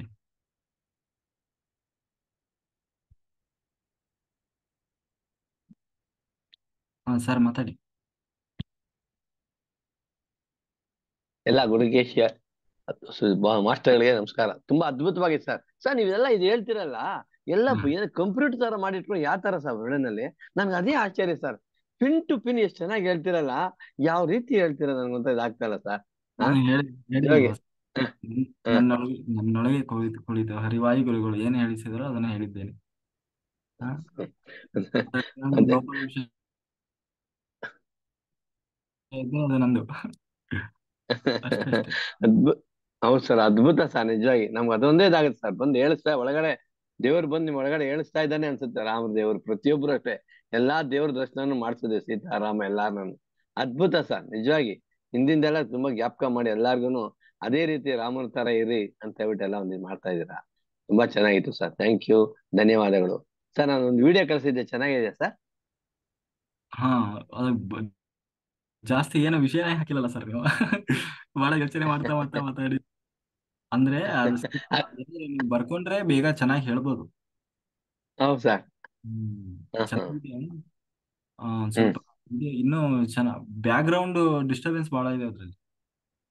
ಹೌದಾ? ಹಾಗಾದ್ರೆ ಇನ್ನೊಂದು ಚೆನ್ನಾಗಿ ಮಾಡ್ತೀನಿ ಸರ್. ಒಂದು ಪಾರ್ಕ್ ಇದೆ, ಪಾರ್ಕ್ ಅಲ್ಲಿ ಕುತ್ಕೊಂಡು ಕ್ಲೀನ್ ಆಗಿ ಕೃಷ್ಣನ್ ತರ ಡ್ರೆಸ್ ಹಾಕೊಂಡು ಅಲ್ಲಿ ಮಾಡ್ತೀನಿ ಬಿಡಿ ಸರ್. ಮಾಡಿ. ಓಕೆ ಸರ್, ಚೆನ್ನಾಗಿ ಮಾಡ್ತೀನಿ ಸರ್. ಧನ್ಯವಾದಗಳು ಸರ್, ಧನ್ಯವಾದಗಳು. Thank you. ನಮಸ್ತೆ ಸರ್. ಹಾ, ಭಾರತಿ ಮಾಸ್ಟರ್. ನಮಸ್ಕಾರ ಸರ್, ನಮಸ್ಕಾರ. ನಮಸ್ತೆ. ತುಂಬಾ ಚೆನ್ನಾಗಿತ್ತು ಸರ್ ನಿಮ್ದ ಈಗ ಹೇಳಿದ್ದು. ಹಾ. ಆಮೇಲೆ ಕತೆ ಎಲ್ಲ ಚೆನ್ನಾಗಿತ್ತು. ನೀವ್ ಹೇಳ್ತಾ ಇರುವಾಗ ನಮಗ್ ಕಣ್ ಮುಚ್ಕೊಂಡ್ ಧ್ಯಾನಕ್ಕೆ ಕುತ್ಕೋಬೇಕು ಅನಿಸ್ತೈತೆ ಸರ್ ನಮಗೆ. ಹ್ಮ್.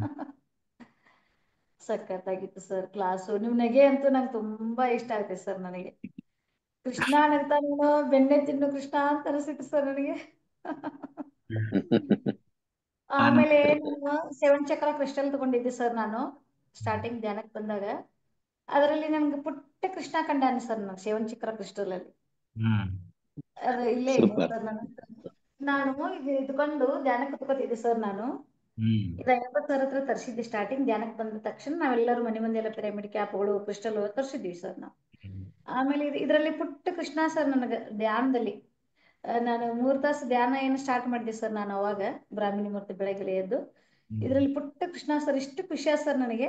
ಹ್ಮ್ ಆಮೇಲೆ ಇಳ್ಕೊಂಡಿದ್ರೆ ಮೆಡಿಟೇಷನ್ ಕುತ್ಕೊಂಡ ಸರ್ ಇದು ಸ್ವಲ್ಪ ಹಿಂಗೆ ಎತ್ತರಕ್ಕೆ ಎದ್ದಂಗೆ ಆಗುತ್ತೆ ಸರ್. ಎನರ್ಜಿ ಇಲ್ಲ ಹಿಂಗೆ ನಾ ಕೆತ್ತಪ್ಪ ಸರ್ಗೂ ಹೇಳ್ಕೊಂಡಿನಿ ಸರ್ ನಾನು ಬಾಸಲ. ಇದು ನನ್ನ ಕೈ ಬಿಟ್ಟು ಮೇಲೆ ಎದ್ದಂಗೆ ಆಗ್ತೈತೆ ಸರ್ ನನಗೆ. ಹೌದು. ಖುಷಿ ಆಯ್ತು ಸರ್. ಆಮೇಲೆ ನಾನು ನವರಾತ್ರಿಯಲ್ಲಿ 7 ದಿನ ಮೌನ ಮಾಡಿದ್ದೆ ಸರ್ ನಾನು. ಸೂಪರ್. ಆಮೇಲೆ ಅದರಲ್ಲಿನೂ ಸಾಕಷ್ಟು ಮನಸ್ಸಿಗೆ ಖುಷಿ ಆನಂದ ಅನ್ಸೆ ಸರ್. ಹ್ಮ್ ಆಮೇಲೆ ನಮ್ಮ ದೊಡ್ಡ ಮಗಳು 21 ದಿನ ಮೌನ ಮಾಡಿದೆ ಸರ್ ಅವಳು. ಗ್ರೇಟ್. 21 ಮೌನ ಮಾಡಿದೆ ಸರ್ ಅವಳು. ಅವಳು ಹ್ಮ್ ಈಗ ಮೊನ್ನೆ ರಾಯರ ಮಠಕ್ಕೆ ಹೋಗಿ ಬಂದಳ್ರಿ. ಆಮೇಲೆ ಅವಳಿಗೆ ಫುಲ್ ಖುಷಿ ಆಯ್ತು ಸರ್. ಅವಳಿಗೆ ಅದು ಟೀಚರ್ಸ್ ಅಲ್ಲಿ ಕ್ಯಾಂಪಸ್ ಆಗಿತ್ತು ಅವಳಿಗೆ. ಹ್ಮ್ ಆಮೇಲೆ ಅವಾಗ ಅದು ಹೋಗಿಕ್ಕಿಂತ ಮುಂಚೆ ಸರ್ ಲೈವ್ ಅಲ್ಲಿ ಹಿಂಗ ವಿಡಿಯೋ ಆನ್ ಮಾಡ್ಕೊಂಡು ಲ್ಯಾಪ್ಟಾಪ್ ಅಲ್ಲಿ ನೀವು ಯಾವ ರೀತಿ ಕ್ಲಾಸ್ ಮಾಡ್ತಿರಲ್ಲ ಇದೇ ಹ್ಮ್ ರೀತಿ ಸರ್ ಅವಳು ಒಬ್ರು ಹೊಲಿಗೆ ಕ್ಲಾಸ್ ಹೇಳ್ಕೊಡ್ತಾರೆ ಸರ್ ಫ್ರೀ ಆಗಿ ಗೌರ್ಮೆಂಟ್ ಅದು ಹ್ಮ್ ಹೊಲಿಗೆ.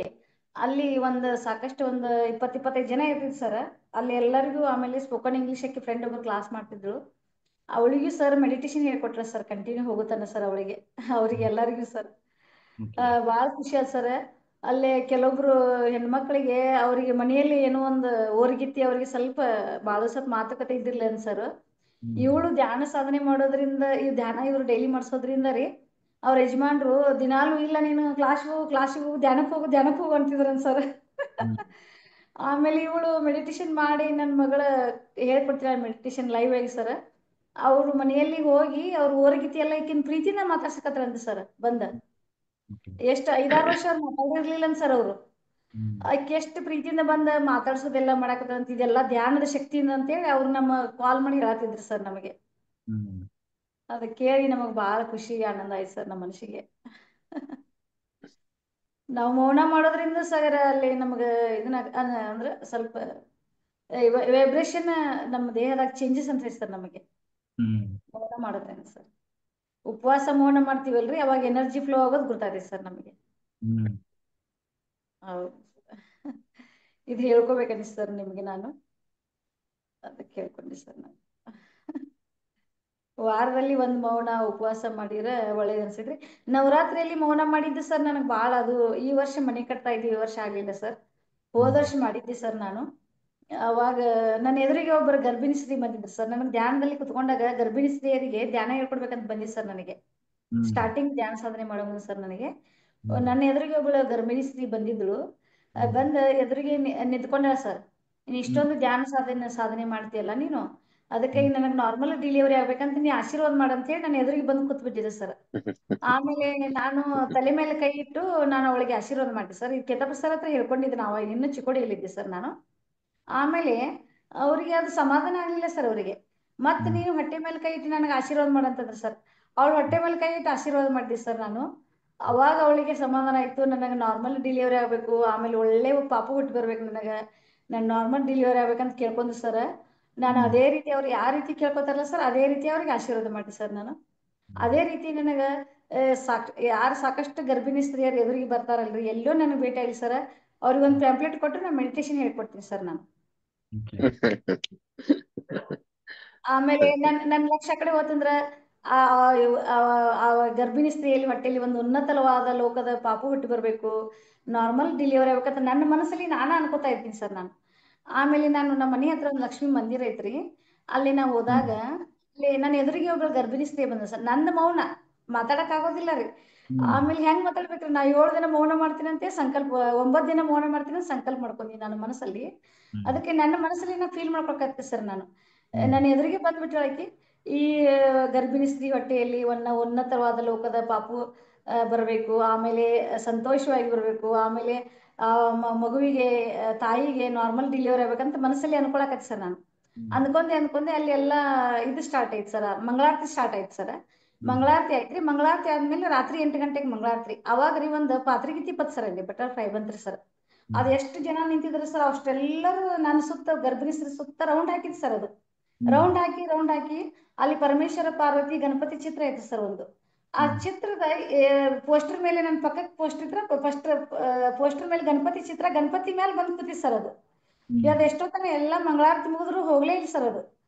ಆಮೇಲೆ ಈಗ ಗರ್ಭಿಣಿ ಸ್ತ್ರೀ ನಾ ಮೌನ ಮುಗಿದ ಮೇಲೆ 10ನೇ ದಿನಕ್ಕೆ ಬನ್ನಿ ಮುಡಿದಿರ್ತೈತಲ್ಲ, ಅವತ್ತು ಬನ್ನಿ ಕೊಡ್ಲಿಕ್ಕೆ ಅಂತ ನಾನು ದೇವಸ್ಥಾನಕ್ಕೆ ಹೋಗಿದ್ದೆ. ಅವ್ರಿಗೆ ಹೇಳಿದೆ ನಾನು, ನನಗೆ ನಿಮಗೆ ಅವ್ರಿಗೆ ಮೆಡಿಟೇಷನ್ ಹೇಳ್ಕೊಟ್ಟೆ. ಆಮೇಲೆ ಅವ್ರನ್ನ ಮೆಡಿಟೇಷನ್ ಹೇಳಿದ ತಕ್ಷಣ ನನಗೇನು ಕೇಳಿರೋ ಕ್ವಶನ್ ಅಂದ್ರೆ, ನಂಗೆ ನಾರ್ಮಲ್ ಡೆಲಿವರಿ ಆಗ್ತೈತಿ ಆಂಟಿ ಅಂತ ಕೇಳಿದ್ರಿ. ಆಗ್ತೈತ್ ಪುಟ್ಟ, ನೀ ಏನು ಕಾಳಜಿ ಮಾಡ್ಬೇಡ, ಧ್ಯಾನ ಮಾಡು ನೀನು, ದೇವರೆಲ್ಲ ನಿಂಗೆ ಒಳ್ಳೇದು ಮಾಡ್ತಾನೆ ಅಂತ ಹೇಳಿ ಅವ್ರಿಗೆ ಆಶೀರ್ವಾದ ಮಾಡಿ ಬಂದೆ ಸರ್ ನಾನು. ಅದು ಭಾಳ ನನಗೆ ಖುಷಿ ಕೊಟ್ಟಿ ಸರ್ ನನಗೆ. ನಾ ಅದನ್ನು ಕೆಟ್ಟಪ್ಪ ಸರ್ ಹೇಳ್ಕೊಂಡೆ, ಗ್ರೇಟ್ ಎಕ್ಸ್ಪೀರಿಯನ್ಸ್ ಅಮ್ಮ ಅಂತ ಹೇಳಿರಿ. ಆಮೇಲೆ ಬಟರ್ಫ್ಲೈ ಬಂದಿತ್ತಲ್ಲ, ಅದು ಖುಷಿ ಆಯ್ತು ಸರ್. ಆಮೇಲೆ ಒಬ್ರು ತರಕಾರಿ ತರಕ್ ಹೋಗಿದ್ದೆ, ಅಲ್ಲಿ ಗರ್ಭಿಣಿ ಸ್ತ್ರೀ ತರಕಾರಿ ಮಾರತಿದ್ರು, ಅವಳಿಗೂ ಪ್ಯಾಂಪ್ಲೆಟ್ ಕೊಟ್ಟು ಮೆಡಿಟೇಷನ್ ಹೇಳಿ ಬಂದೆ ಸರ್ ನಾನು. Okay madam. ಮುಂದುವರಿದು ಸೂಪರ್ ಸೂಪರ್ ಮೇಡಮ್, ವಿಚಾರ ಸೂಪರ್. ಕಾಂತಮ್ಮ ಮಾಸ್ಟರ್ ಮಾತಾಡಿ. Thank you madam, thank you. Thank you sir, ಅವಕಾಶ ಕೊಟ್ಟಿದ್ದಕ್ಕೆ ಧನ್ಯವಾದಗಳು.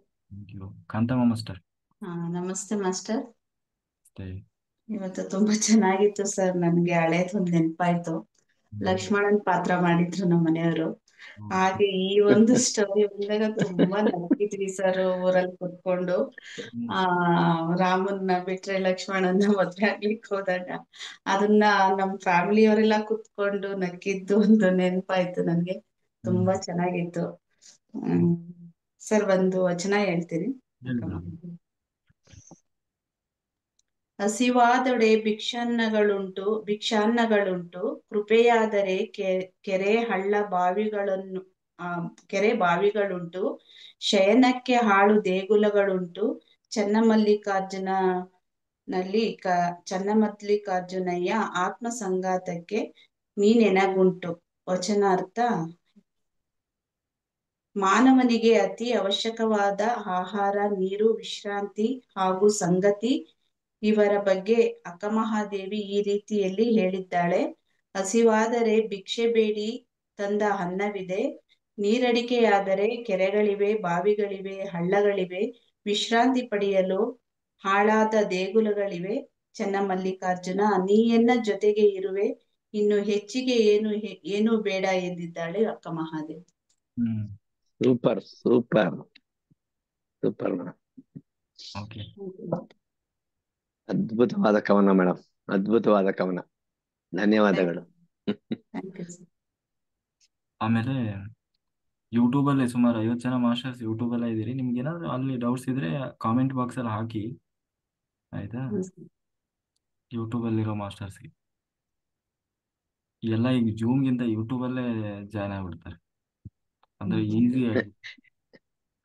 ಈಸಿ ಇರುತ್ತೆ. ಹೌದು, ಜಾಯ್ನ್ ಆಗೋದು ಈಸಿ ಅಂತ. ಆಮೇಲೆ ನೆಟ್ವರ್ಕ್ ಚೆನ್ನಾಗಿ ಬರ್ತದೆ.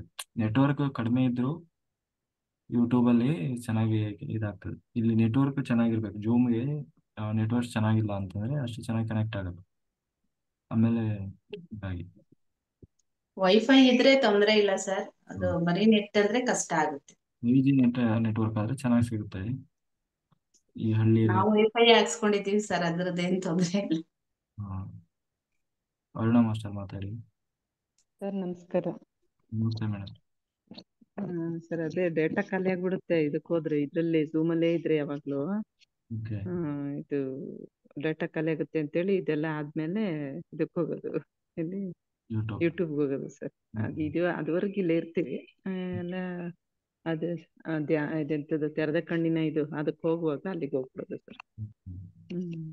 ಸರ್ ಇಲ್ಲ, ಮತ್ತೆ ಇದು ನೋಡಿದ್ರಾಯ್ತು ಅಷ್ಟೇ. ಇದು ಧ್ಯಾನ ಯಜ್ಞಕ್ಕೆ ಡೊನೇಷನ್ ಕೊಡ್ಬೇಕಾದ್ರೆ ನಿಮ್ಮ ಹೆಸರಿಗೆ ಕಳಿಸ್ಕೊಡೋದು ಸರ್? ಹೌದು ಮೇಡಮ್, ಹೌದು. ಸದ್ಯಕ್ಕೆ ನಾವು ಟ್ರಸ್ಟ್ ಗಿಸ್ಟ್ ಏನೋ ಮಾಡಿಲ್ಲ, ಟ್ರಸ್ಟ್ ಮಾಡ್ಬೇಕು ಮುಂದೆ.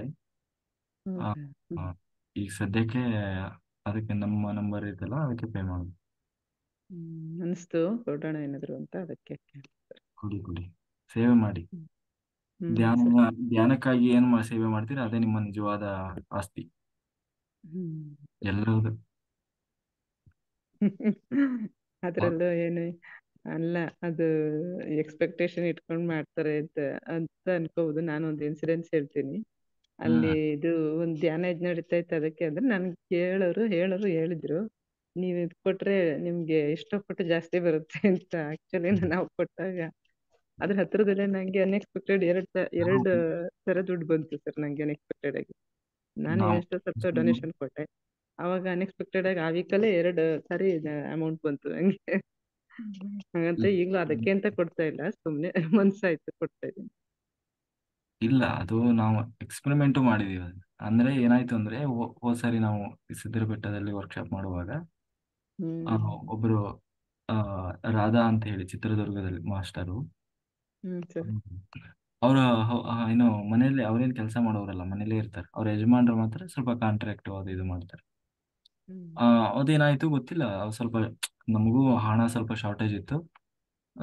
ಹೇಗೆ ಹೊಂದಿಸೋದು ದೊಡ್ಡ ಅಮೌಂಟು ಅಂತ ಹೇಳಿ ನಾನು ಸುಮ್ಮನೆ ಧ್ಯಾನ ಮಾಡ್ತಾ ಕೂತಿದ್ದೆ. ಕೂಡ್ಲೆ ಅವರು ನೆನಪಿಗೆ ಬಂದ್ರು, ಅವ್ರ ಹತ್ರ ಇದೆ ಸೇವೆ ಆಗ್ತದೆ ಅಂತ.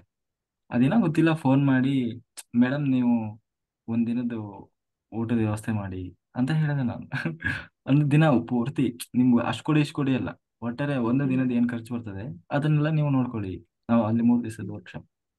ಅವರು ಆಯ್ತು ಸರ್ ನಿಮ್ ಬಾಯಲ್ಲಿ ಬಂದಿದೆ ಅಂದ್ರೆ ಖಂಡಿತ ಮಾಡ್ತೀನಿ ನಾನು. ಆದ್ರೆ ಎಷ್ಟಾಗ್ತದೆ ಅವರು, ನಾನು ಹೇಳಿದೆ ಏನಿಲ್ಲ ನಂದು 75,000 ಆಗ್ತದೆ. ಅವ್ರು 75,000 ಆಗ್ತದೆ ಅಂದ್ರೆ ನನ್ನ ಹತ್ರ ನಾನು ಕೆಲಸ ಮಾಡೋರೇನಲ್ಲ ನಾನು. ಆದ್ರೆ ನನ್ನ ಅಕೌಂಟಲ್ಲಿ ಎಷ್ಟಿದೆ ನೋಡ್ತೀನಿ, ಇದ್ದುದನ್ನೆಲ್ಲ ಹಾಕ್ತೀನಿ ಅಂದ್ರು ಅವ್ರು. ನನಗೆ ಯಾಕೋ ಬೇಜಾರು, ಅವ್ರ ಕೆಲಸ ಮಾಡಲ್ಲ ಅಷ್ಟಿಲ್ಲ ಅಂದ್ರೆ ಅವ್ರ ಹತ್ರ ನಾವು ಇಸ್ಕೊಳ್ಳೋದು ಹೆಂಗೆ ಇಸ್ಕೊಳಕ್ಕಾಗ್ತದಲ್ವಾ. ಆ ಅದಕ್ಕೆ ಇಲ್ಲ ಮೇಡಮ್ ಹಂಗೆ ಇಲ್ಲ, ಬೇಡ. ನಿಮಗೆ ಒಂದ್ ವೇಳೆ ಆ ಶಕ್ತಿ ದೇವ್ರು ನಿಮ್ಮಲ್ಲಿ ಇದೆ ಅಂದ್ರೆ ಕೊಡಿ ಅಷ್ಟೇ, ಇಲ್ಲ ಅಂದ್ರೆ ನನಗೇನೋ ಹಂಗ ಅನಿಸ್ತು ಅಂತ ಹೇಳಿದೆ ನಾನು. ಇಲ್ಲ ಸರ್ ನಿಮ್ ಬಾಯಲ್ಲಿ ಬಂದಿದೆ ಅಂದ್ರೆ ನಾನು ಕೊಡ್ತೀನಿ ಅಷ್ಟೇ ಅಂತ ಹೇಳಿ ಅವರು ಅಕೌಂಟ್ ನಂಬರು ಅಂದ್ರೆ ಇದು ಏನು ಅಕೌಂಟ್ ಡೀಟೇಲ್ಸ್ ಇಸ್ಕೊಂಡು, ಬರೀ ನಂಬರ್ ಅಲ್ಲ ಅಕೌಂಟ್ ಡೀಟೇಲ್ಸ್ ಇಸ್ಕೊಂಡು ಹೋಗಿ ಬ್ಯಾಂಕಿಗೆ ಹೋಗಿ ನೋಡಿದ್ರೆ ಅವ್ರ ಹತ್ರ 45,000 ಇತ್ತು. 45,000 ಏನಿತ್ತು ಅದನ್ನೇ ಟ್ರಾನ್ಸ್ಫರ್ ಮಾಡಿದ್ರು. ಬೆಳಿಗ್ಗೆ ಅಂದ್ರೆ ಮಾರನೇ ದಿವಸ ಬೆಳಿಗ್ಗೆ.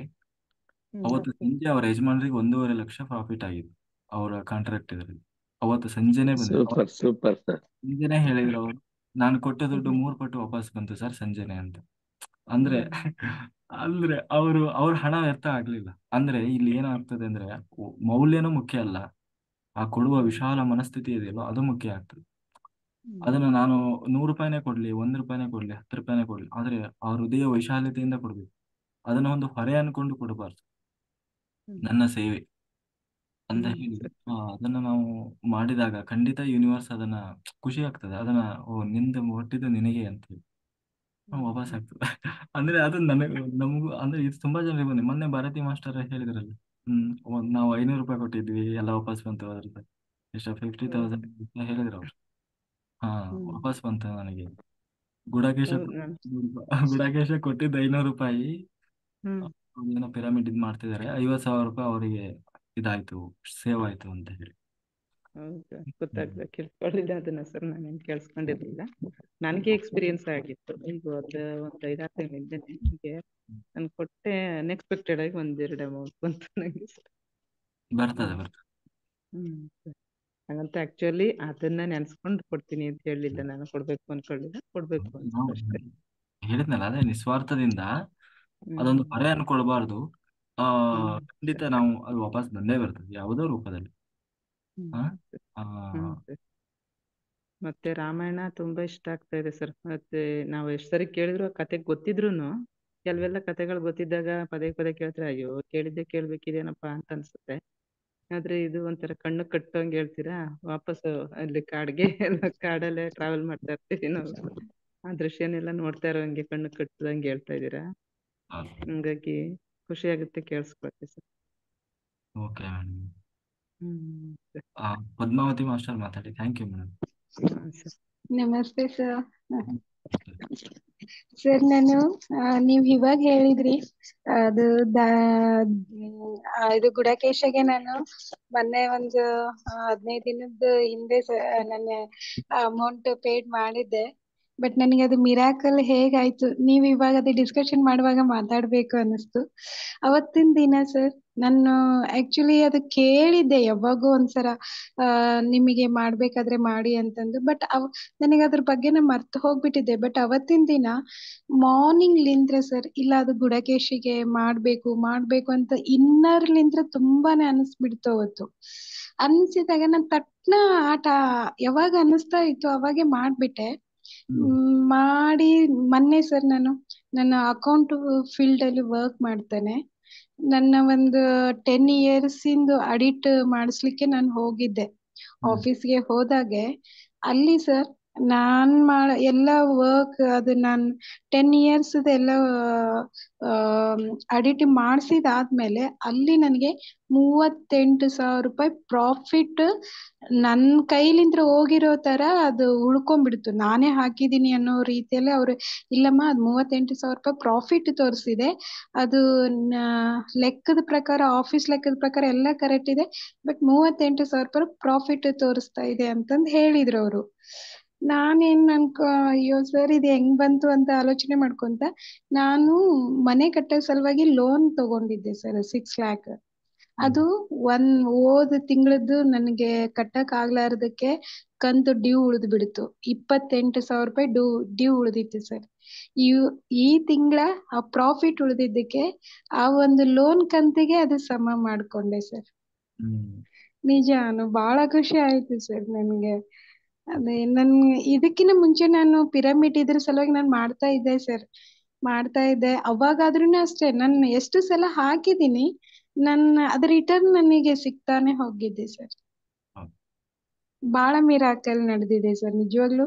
ನಾನು ಎಲ್ಲರಲ್ಲೂ ಕೇಳ್ಕೊಳೋದಿದೆ, ಎಲ್ಲೇ ಒಂದು ಇದು ಇರ್ಲಿ ಖಂಡಿತ ನಾವು ದಾನ ಮಾಡ್ಬೇಕು ಸರ್. ಯಾಕಂದ್ರೆ ಅದು 3 ಪಟ್ಟು ನಮ್ಗೆ ರಿಟರ್ನ್ ಆಗುತ್ತೆ ಅನ್ನೋದು ನನ್ನ ಲೈಫಲ್ಲಿ ಮಾತ್ರ ನನ್ ಕನ್ಫರ್ಮ್ ಆಗಿದೆ ಸರ್. ಇದು ಸತ್ಯ ಆಗಿದೆ ಸರ್ ನನ್ಗೆ. Thank you sir. Thank you master. Super ಅನುಭವ ಮೇಡಮ್ ಅವರೇ, ಅದ್ಭುತವಾಗಿತ್ತು. ಥ್ಯಾಂಕ್ ಯು ಧನ್ಯವಾದಗಳು. ಸರ್. ಥ್ಯಾಂಕ್ ಯು ಧ್ಯಾನ ಪ್ರಚಾರ ಹೇಗೆ ನಡೀತಾ ಇದೆ ನಿಮ್ದು?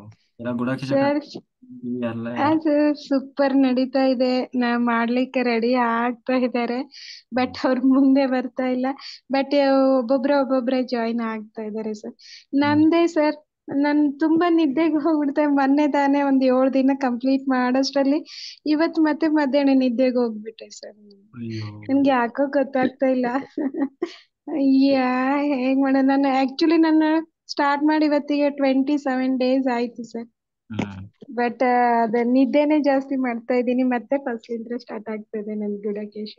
ಬಟ್ ಬಿಡ್ತಾ ಇಲ್ಲ ಸರ್, ಅದು ಕಂಟಿನ್ಯೂ ಇದೆ ಸರ್. ನಿರಂತರ ಹೋರಾಟ, ಎಲ್ಲಿಯವರೆಗೆ ಹೋರಾಟ, ಗೆಲ್ಲೋವರೆಗೆ ಹೋರಾಟ. ಖಂಡಿತ ಸರ್, ಅದು ಮಾತ್ರ ಇರುತ್ತೆ ನಂದು. ಖಂಡಿತ sir. Thank you sir. Ramesh sir, ನಾನ್ ನಿಮಗ್ ಗೊತ್ತಿದ್ದೀನ ಇಲ್ಲ ನೀವ್ ನನಗ್ ಗೊತ್ತಿದ್ದೀರಾ. ಮೈಸೂರಲ್ಲಿ ಧ್ಯಾನ ಇದಕ್ಕೆ ಬಂದಾಗ ನಾ ಭೇಟಿ ಆಗಿದ್ದೆ ನಿಮ್ಮನ್ನ. ಪದ್ಮಾವತಿ ಅಂತ ಹ್ಯಾಂಡಿಕ್ಯಾಪ್ ಇದ್ದೆ ನೋಡಿ. ಓ ಕರೆಕ್ಟ್ ಮೇಡಮ್ ಕರೆಕ್ಟ್ ಹಾ ನಾ ತಿಂಡಿ ಸರ್, ಕರೆಕ್ಟ್ ಊಟ ಅವತ್ತು ನೀವ್ ನನಗ್ ಟಿಫಿನ್ ಎಲ್ಲಾ ಮಾಡಿ ಕೊಟ್ರಿ, ಟಿಫಿನ್ ಎಲ್ಲಾ ಹಾಕಿಸ್ಕೊಟ್ರಿ. ಖುಷಿ ಆಯ್ತು ಸರ್, ನಿಮ್ಮನ್ನ ಸ್ವೀಟ್ ಮಾತಾಡಿಸ್ಬೇಕು ಅನಿಸ್ತಿತ್ತು, ನನ್ ಕಾಂಟ್ಯಾಕ್ಟ್ ನಂಬರೇ ಸಿಗ್ತಾ ಇದ್ದಿದ್ದಿಲ್ಲ. ಸೊ ಇದ್ರಲ್ಲಿ ಪ್ರತಿದಿನ ನಿಮ್ಮನ್ನ ನೋಡಿ ನಾನ್ ತುಂಬಾ ಖುಷಿ ಪಡ್ತಾ ಇದ್ದೀನಿ. ಥ್ಯಾಂಕ್ ಯು, ಧನ್ಯವಾದಗಳು ಮೇಡಮ್ ಅವರೇ. ಅದ್ಭುತವಾಗ ನೋಡಿ ನಾ ಮರೆಯಲ್ಲ ನೋಡಿ, ಅಲ್ಲಿ ಮೈಸೂರಲ್ಲಿ ನೋಡಿದ್ದು ತುಂಬಾ ಖುಷಿ ಆಯ್ತು ನನ್ಗಷ್ಟೇ. ಪ್ಲೇಟ್ ಅಲ್ಲಿ ಹಾಕೊಂಬಂದು ನಿಮ್ ಕೂಡ್ಸಿ ಸ್ವೀಟ್ ಹಾಕಿ ಪಾಪ ಎಲ್ಲಾರು ಕೊಡ್ಸಿದೆ ನೋಡಿ. ಅದೇ ಹಾ ಅಂತಾರಲ್ಲ, ಸರ್, ಮರೆಯಲಾರದ ಮಾಣಿಕ್ಯ ಅಂತ, ನೀವು ಮರೆಯಲಾರದ ಮಾಣಿಕ್ಯ ಇವತ್ತು. Thank you sir. ಧನ್ಯ ಮತ್ತೆ ಬಳ್ಳಾರಿಯಲ್ಲಿ ನಿಮ್ಮನ್ನ ನೋಡಿದೆ ಸರ್ ಡ್ಯಾನ್ಸ್ ಮಾಡುವಾಗ. ಖುಷಿ ಆಯ್ತು ಸರ್. ಬಟ್ ಅದೇ ಮಾತಾಡೋದಾಗ್ಲಿಲ್ಲ. ಗುಡಾಕೇಶದಲ್ಲಿ ಮಾತ್ರ ದಿನ ನೋಡಿ ತುಂಬಾ ಖುಷಿ ಪಡ್ತಾ ಇದ್ದೀನಿ ಸರ್. ನಿಮ್ ಮಾತುಗಳು ಅಷ್ಟೇ ತುಂಬಾ ಪ್ರೇರಣೆ ಆಗಿವೆ. Thank you sir. Thank you, ಧನ್ಯವಾದಗಳು ಮೇಡಮ್ ಅವರೇ. ಬನ್ನಿ ಉಡುಪಿಗೆ ಬನ್ನಿ ಮೇಡಮ್ ಅವರೇ. ಹಾ ಸರ್, ಅದೇ ಉಡುಪಿಗೆ ಪ್ರಯತ್ನ ಬನ್ನಿ, ಮಾಡ್ತಾ ಇದ್ದೀನಿ ಸರ್, ಖಂಡಿತ. ಅಲ್ಲ ಪ್ರಯತ್ನ ಮಾಡಿ ಬನ್ನಿ, ಅದ್ಭುತವಾಗಿದೆ ಹಾ ಆಯ್ತಾ. ಸರ್, ಕಾರ್ಯಕ್ರಮ ಯಶಸ್ವಿ ಎಸ್ ನಡೆಸೋಣ, ಸರ್, ಬನ್ನಿ ಮೇಡಮ್ ಅವರೇ ಆಯ್ತಾ. ಖಂಡಿತ sir. Thank you sir. Okay madam, okay, ಧನ್ಯವಾದಗಳು. ಜೈ ಹೋ ಪತ್ರಿಜಿ. Thank you sir. ನಮ್ಮ PSSM ನ ಮೈಕಲ್ ಜಾಕ್ಸನ್ ಅವರು. ಹೌದು ಸರ್. ಎಸ್ ಹೌದು ಸರ್, ಹೌದು ಸರ್, ಸತ್ಯ ಸರ್ ಅದು. ನಮ್ ಕೋಟೇಶ್ವರ ಸಾವು ಹೆಸರಿಟ್ಟಿರೋದು ನನ್ಗೆ. ಕೋಟೇಶ್ವರ ಸಾವು ಮೈಕಲ್ ಹೆಸರಿಟ್ಟಿದಾರ ಹೌದು ಅವ್ರು ಸರ್. ನಿಜವಾಗಿ. ಹೌದು ಮೇಡಮ್ ಎಷ್ಟು ನಾಳೆ ಒಂದು ಎನರ್ಜಿ ತರ್ತೀರ ಸರ್ ನೀವು ಡ್ಯಾನ್ಸ್ ಮಾಡೋದ್ರ ಮೂಲಕ. ತುಂಬಾ ಎನರ್ಜಿ, ನಿಮ್ಮನ್ನ ನೋಡೇ ನಾವು ಒಂಥರ ಖುಷಿ ಪಡ್ತಾ ಇರ್ತೀವಿ ಸರ್ ಅಲ್ಲಿ. ಅಲ್ಲ ನೋಡಿ, ಇವಾಗ ನಾಳೆ ಇನ್ನೂ ನಡೀತಾ ಇದೆ, ಹೊಸೂರಲ್ಲಿ ಅಲ್ಲಿ ನಡೀತಾ ಇದೆ. ಎಲ್ಲಾರು ಬನ್ನಿ 10 ಜನ ಫೋನ್ ಮಾಡ್ತಾರೆ ಮೇಡಮ್, ಬನ್ನಿ ಬನ್ನಿ ಅಂತ. ಆ ತರ ಅಂದ್ರೆ ಮೇಡಮ್ ಎಲ್ಲಾರು ಅಷ್ಟೇ, ಪ್ರತಿಯೊಬ್ಬರು ಥ್ಯಾಂಕ್ ಬನ್ನಿ ಯು ಅಂತ ಇದ್ ಸರ್. ಮಾಡ್ತಾರೆ madam. Thank you thank you madam, sir. ಧನ್ಯವಾದಗಳು ಧನ್ಯವಾದಗಳು. Thank you. ಓಕೆ ಮಾಸ್ಟರ್ಸ್ ಎಲ್ಲರೂ. ಆಮೇಲೆ ನೀವು ಕಣ್ಣಿಗೆ ನಾವು ಬಟ್ಟೆ ಗಿಟ್ಟೆ ಕೊಡ್ತೀವಿ ಆಯ್ತಾ. ಬಟ್ಟೆ, ಪಿರಮಿಡ್, ಊಟದ ವ್ಯವಸ್ಥೆ ನಿಮಗೆ ನಾವೆಲ್ಲ ವ್ಯವಸ್ಥೆ ಮಾಡ್ತೀವಿ. ನಿಮಗೆ ಬೇಕಾದ ಬಟ್ಟೆ ಈ ಥರದ್ದು ಏನಾದ್ರು ಬೇಕಾದ್ರೆ ತಗೊಂಡು ಬನ್ನಿ ಆಯ್ತಾ. ಬಟ್ಟೆನೂ ಅಲ್ಲಿ ಮಧ್ಯೆ ನಾವೇನು ನಿಮ್ಗೆ ಸ್ನಾನ ಗಿನ ಮಾಡೋಕ್ಕೆಲ್ಲ ಬಿಡಲ್ಲ. ಅಂದ್ರೆ ಸಾಧನೆ ಮಾಡೋರು 3 ದಿವಸ ಅವ್ರಿಗೇನು ಸ್ನಾನ ಮಾಡ್ಲಿಕ್ಕೆ ಆಗೋಲ್ಲ. ಬಟ್ ನೀವು ಮಧ್ಯೆ ಮಧ್ಯೆ ನಿಮ್ಗೆ ಎಷ್ಟಾಗ್ತದೆ ಅಷ್ಟು ಮಾಡೋರಿಗೆ ಅವಕಾಶ ಇರ್ತದೆ. ಅದು ನಿಮಗೆ ಬಿಟ್ಟಿದ್ದು. ನಾನು 3 ದಿವಸ ಸಾಧನೆ ಮಾಡ್ತೀನಿ ಅನ್ನೋರು ಮಾಡ್ಬೋದು. ಇಲ್ಲಪ್ಪ ನನಗೆ ಎಷ್ಟಾಗ್ತದೆ ಅಷ್ಟು ಮಾಡ್ತೀನಿ ಅನ್ನೋರಿಗೆ ನಾವು ಅದು ಅವಕಾಶ ಇರ್ತದೆ ಆಯ್ತಾ. ಬಟ್ 3 ದಿವಸ ಏನು ದೊಡ್ಡ ವಿಷಯ ಅಲ್ಲ, ಮಾಡ್ಬೋದು ಎಲ್ಲರೂ. ಅದಕ್ಕಿಂತ ಜಾಸ್ತಿ ಅಂದ್ರೆ ಸ್ವಲ್ಪ ಜಾಸ್ತಿ ಚಾಲೆಂಜಿಂಗ್ ಇರ್ತದೆ. ಬಹಳ ಗಟ್ಟಿ ಇರಬೇಕು, ದೇಹನೂ ಗಟ್ಟಿ ಇರಬೇಕು, ಮನಸ್ಸು ಗಟ್ಟಿ ಇರಬೇಕು. 3 ದಿನದ ಮೇಲೆ ಮಾಡ್ಬೇಕು ಅಂದ್ರೆ. ಇಲ್ಲ 3 ದಿನ ಅಲ್ಲಿ 3 ದಿನದಲ್ಲಿ ನೀವು 2 ದಿನ ಬರೀ ಯೋಗ ನಿದ್ರೆಯಲ್ಲೇ ಹೋಗಿರ್ತೀರಿ. ಅರ್ಥ ಆಯ್ತಲ್ಲ. ಈಗ ನೋಡಿ ಇವಾಗಲೇ ಬೆಳಿಗ್ಗೆ ಆದ್ರೂ ಕೆಲವರಿಗೆ ಕಣ್ಣು ತೆಗಿಯಕ್ಕಾಗಲ್ಲ, ಅಲ್ಲೇ ತೆಗುರ್ಸ್ತಿರ್ತಾರೆ. ಎದ್ದ ಮೇಲೂ ಏನೋ ಒಂಥರ ಮತ್ತಲ್ಲಿರ್ತಾರೆ. ಹಂಗೆ ಆಗ್ತದಲ್ಲಿ. ನೀವು ಕುತ್ಕೊಂಡಿರ್ತೀರಿ ಯೋಗ ನಿದ್ರೆಯಲ್ಲಿ. ರಾತ್ರಿ ಹೋದ್ರೆ ಮಧ್ಯಾಹ್ನ 2 ಗಂಟೆ 3 ಗಂಟೆ ಹೇಳೋರು ಇದ್ದಾರೆ. ಹಿಂಗೆ ಇಲ್ಲೇ ಹೇಳ್ತಿರಲ್ಲ ಯೋಗ ನಿದ್ರೆ ಯೋಗ ನಿದ್ರೆ, ನಿದ್ದೆ ಮಾಡಿಬಿಟ್ಟೆ ಅಂತ ಹೇಳಿ. ಹಂಗೆ ಯೋಗ ನಿದ್ರೆಯಲ್ಲೇ ಎಷ್ಟೋ ಸಮಯ ಕಳೆದು ಬಿಡ್ತದೆ. ಹಂಗಾಗಿ ಅದು ಅಷ್ಟು ಏನು ನಿಮಗೆ ಹಂಗ ಅನ್ಸಲ್ಲ. ಆಮೇಲೆ ಆ ಎನರ್ಜಿ ಹಂಗಿರ್ತದೆ, ನಿಮಗೆ ಹೇಳೋದೇ ಬೇಡ, ಸುಮ್ಮನೆ ಕುತ್ಕೊಂಡ್ ಬಿಡೋಣ ಅನಿಸ್ತಾ ಇರ್ತದೆ ಹೊರತು ಎದ್ದೋಗೋಣ ಅಂತ ಅನ್ಸಲ್ಲ ಆಯ್ತಾ. ನೀವು ಇಲ್ಲಿ ಹಂಗ ಅಂತ ಇದೀರ, ಆಗ್ತದೋ ಇಲ್ಲೋ ಅಷ್ಟೊತ್ತು ಹೆಂಗ್ ಕೂರೋದು ಅಂತೇಳಿ. ಅಲ್ಲ ಹಂಗಾಗಲ್ಲ, ಹೇಳೋದೇ ಬೇಡ. ಯಪ್ಪ ನಾವು ಹೇಳ್ರಿ ಅಂದ್ರೆ ಮಧ್ಯೆ ಮಧ್ಯೆ ಅಲ್ಲಿ ಹೇಳಿಸ್ತಾ ಇರ್ತೀವಿ. ಸ್ವಲ್ಪ ಅವೇರ್ನೆಸ್ ಬರಬೇಕಲ್ಲ. ಯಾಕಾದ್ರೂ ಇವ್ರು ಎಬ್ಬಿಸ್ತಾರಪ್ಪ, ನಾನು ಕುತ್ಕೊಂಡು ಚೆನ್ನಾಗಿದ್ದೆ ಅನಿಸ್ತಿರ್ತದೆ ಅಲ್ಲಿ. ಆ, ಅಷ್ಟು ಚೆನ್ನಾಗಿರ್ತದೆ. ಅದಕ್ಕೆ ಎಂಜಾಯ್ ಮಾಡಬೇಕು. ಹಂಗಾಗಿ ಎಲ್ಲರೂ ತಯಾರಿ ಮಾಡ್ಕೊಳ್ರಿ. ಆ, ಆರಾಮ್ಸೆ ಬನ್ನಿ. ಯಾರಾದ್ರೂ ನಿಮಗೆ ಆದಷ್ಟು ನೀವು ಅದೇ ಹಗಲು ಟೈಮಲ್ಲಿ ಬೇಕಾದ್ರೆ ದೂರದಿಂದ ಬರೋರು, ಸರಿಯಾಗಿ ಕನೆಕ್ಟಿವಿಟಿ ಇಲ್ಲ ಅನ್ನೋರು ಡೇ ಟೈಮಲ್ಲಿ ನೀವು ಜರ್ನಿ ಮಾಡಿ ಬೇಕಾದ್ರೆ ರಾತ್ರಿ ಬಂದು ಉಳಿಬೋದು ಆಯ್ತಾ. ರೂಮ್ ವ್ಯವಸ್ಥೆ ಎಲ್ಲ ಇರ್ತದೆ. ಆ, ಯಾರಿಗೆ ಕನೆಕ್ಟಿವಿಟಿ ಚೆನ್ನಾಗಿದೆ ನೀವು ಬೆಳಗಿನ ಜಾವ ಆ ರಾತ್ರಿ ಜರ್ನಿ ಮಾಡಿ ಬೆಳಿಗ್ಗೆ ಬಂದು ರೀಚ್ ಆಗ್ಬೋದು ಆಯ್ತಾ. ಅದು ಬೆಸ್ಟ್ ಇರ್ತದೆ. ಆ, ಆ, ಹಾಗೆ ಮಾಡಿ. ದೂರದಿಂದ ಬರೋರು ಮೊದಲೇ ನೀವು ಅದೇ ರಾತ್ರಿ ಜರ್ನಿ ಮಾಡಿದ್ರೆ ಡೀಲ್. ಅಂದ್ರೆ ರಾತ್ರಿ ಕೆಲವರಿಗೆ ಮಧ್ಯೆ ಬಂದು ಎಲ್ಲೋ ಸಿಕ್ಕಾಕೊಂಡಂಗೆ ಆಗ್ಬಾರ್ದು ಅಲ್ಲ. ರಾತ್ರಿ ಜರ್ನಿ ಆದ್ರೆ ಹತ್ರದವರೆಲ್ಲ ಅಥವಾ ಚೆನ್ನಾಗಿ ಕನೆಕ್ಟಿವಿಟಿ ಚೆನ್ನಾಗಿರೋರು ಬೆಳಗಿನ ಜಾವ ಬನ್ನಿ. ಆಮೇಲೆ ನಾವು ಎಲ್ಲ ಡಿಸ್ಟಿಕ್ ವೈಸ್ ನಂಬರ್ ಹಾಕಿದ್ದೀವಿ ಗ್ರೂಪಲ್ಲಿ. ಅದನ್ನ ನೀವು ಒಬ್ರಿಗೊಬ್ರು ಕಾಂಟ್ಯಾಕ್ಟ್ ಮಾಡ್ಕೊಳ್ಳಿ. ನಿಮಗೆ ಅಂದ್ರೆ ಜೊತೆಗೆ ಬರ್ಲಿಕ್ಕೆ ಹೆಲ್ಪ್ ಆಗ್ತದೆ. ಒಬ್ಬೊಬ್ಬರೇ ಈಗ ದೂರದಿಂದ ಕರ್ನಾಟಕದವರು ಇರ್ಬೋದು, ಬೆಂಗಳೂರವರು ಬರುವಾಗ ಆ ಒಬ್ರಿಗೊಬ್ರು ಬರ್ಲಿಕ್ಕೆ ಅಲ್ಲಿ ನಿಮಗೆ ತೊಂದರೆ ಆಗೋಲ್ಲ ಭವಿಷ್ಯ. ಉಡುಪಿಗೆ ಬಂದ್ಮೇಲೆ ಉಡುಪಿ ದೊಡ್ಡ ಸಿಟಿ ಅಲ್ಲ. ಈ ನಾವು ಬೇರೆ ಬೇರೆ ಸಿಟಿಗಳು ನೋಡಿದ ಹಾಗೆ ಉಡುಪಿ ಅಷ್ಟು ದೊಡ್ಡ ಸಿಟಿ ಏನು ಗೊತ್ತಾಗಲ್ಲ ಅನ್ನೋ ಅಷ್ಟೇನಲ್ಲ. ಆಮೇಲೆ ಇಲ್ಲಿ ಅಡ್ರೆಸ್ ಹುಡ್ಕೋದು ಏನು ಸಮಸ್ಯೆ ಇಲ್ಲ. ಸೀದಾ ನೀವು ಕೃಷ್ಣ ಟೆಂಪಲ್ ಅಂದ್ರೆ ಸಾಕು. ಕೃಷ್ಣ ಟೆಂಪಲ್ಗೂ ಕೂಡ ಬಸ್ ಸ್ಟ್ಯಾಂಡಿಗೂ ದೂರನೂ ಇಲ್ಲ. ನೀವು ಬೇಕು ಅಂದ್ರೆ ಆಟೋ ಗಿಟೋ ಮಾಡಿಸಿ ಆಟೋದಲ್ಲಿ ಆರಾಮ್ಸೆ ತಂದು ಬಿಟ್ಟು ಬಿಡ್ತಾರೆ. ಆಮೇಲೆ ಅಲ್ಲಿ ಮೇ ಬಿ ಸಿಟಿ ಬಸ್ ಇದಾವೆ ಅನ್ಸುತ್ತೆ. ಸಿಟಿ ಬಸ್ ಇದಾವೆ ಉಡುಪಿಯಲ್ಲಿ. ದೇವಸ್ಥಾನದ ರಥಬೀದಿ ಅಂತ ಹೇಳಿ ಇರ್ತದೆ. ಬಹುಶಃ ದೇವಸ್ಥಾನದವರೆಗೂ ಬರಲ್ಲ ಅನ್ಸುತ್ತೆ, ರಥಬೀದಿ ಏನೋ ಇದೆ ಅಲ್ಲಿವರೆಗೂ ಬರ್ತವೆ. ಗೊತ್ತಾಗಿಲ್ಲ ಅಂದ್ರೆ ಜೊತೆಗೆ ಆವಾಗ ಎಲ್ಲರೂ ಬಹಳ ಜನ ಮಾಸ್ಟರ್ಸ್ ಬರೋರು ಇರ್ತಾರೆ. ಆಮೇಲೆ ಆರಾಮ್ಸೆ ನೀವು ಅವಾಗ ಬರ್ಬೋದು. ಆಮೇಲೆ ಅಲ್ಲಿರುವ ಮಾಸ್ಟರ್ಸ್ ನಂಬರ್ಸ್ ಎಲ್ಲ ಹಾಕಿರ್ತೀವಿ. ಅವಾಗ ನೀವು ಅಲ್ಲಿ ನಿಮ್ಗೆ ಗೊತ್ತಾಗಿಲ್ಲ ಅಂದ್ರೆ ಕೇಳ್ಕೊಳ್ಬೋದು. ಆಯ್ತು, ನೀವು ಸೀದಾ ಅಲ್ಲಿ ಆ ದೇವಸ್ಥಾನಕ್ಕೆ ಬಂದ್ರೆ ಆಯ್ತು. ಅಲ್ಲೆಲ್ಲ ನಮ್ಮ ಮಾಸ್ಟರ್ಸ್ ಎಲ್ಲ ಪಿರಮಿಡ್ ಕ್ಯಾಪ್ ಹಾಕೊಂಡು ಓಡಾಡ್ತಿರ್ತಾರೆ. ನೀವು ಐಡೆಂಟಿಫೈ ಮಾಡೋದು ಹೆಲ್ಪ್ ಆಗ್ತದೆ, ಈಸಿ ಆಗ್ತದೆ. ಆ, ಮೊದ್ಲೇ ನಾವು ಅದಕ್ಕೆ ಹೇಳಿರ್ತೀವಿ ಎಲ್ಲ ನೀವು ಪಿರಮಿಡ್ ಕ್ಯಾಪ್ ಹಾಕೊಂಡೇ ಓಡಾಡ್ಬೇಕು. ಯಾಕಂದ್ರೆ ಐಡೆಂಟಿಫೈ ಮಾಡ್ಬೇಕಲ್ಲ, ಗೊತ್ತಾಗ್ಬೇಕಲ್ಲ. ಅಷ್ಟು ಅಲ್ಲಿ ಜನನು ಜಾಸ್ತಿ ಬರ್ತಾ ಇರ್ತಾರೆ. ಯಾರಿಗೆ ಹೆಂಗ್ ಗೊತ್ತಾಗ್ಬೇಕು ಯಾರನ್ನ ಅಂತ ಕಾಂಟ್ಯಾಕ್ಟ್ ಮಾಡು. ಅದಕ್ಕೆ ಪಿರಮಿಡ್ ಕ್ಯಾಪ್ ನೋಡಿದ ತಕ್ಷಣ ಓ ಇವ್ರು ನಮ್ಮ ಪಾರ್ಟಿ ಅವರೇ ಇವ್ರು ಅಂತ ಹೇಳಿ ಬರ್ಲಿಕ್ಕೆ ಈಸಿ ಆಗ್ತದೆ. ಓಕೆ ಮಾಸ್ಟರ್ಸ್, ಆಗ್ಲಿ, ಎಲ್ಲರಿಗೂ ಒಳ್ಳೇದಾಗ್ಲಿ. ಆಯ್ತು, ಎಲ್ಲರೂ ನಾವೀಗ ಸಂಕಲ್ಪ ಮಾಡೋಣ. ಎಲ್ಲರೂ ನೀರು ರೆಡಿ ಮಾಡ್ಕೊಳ್ಳಿ.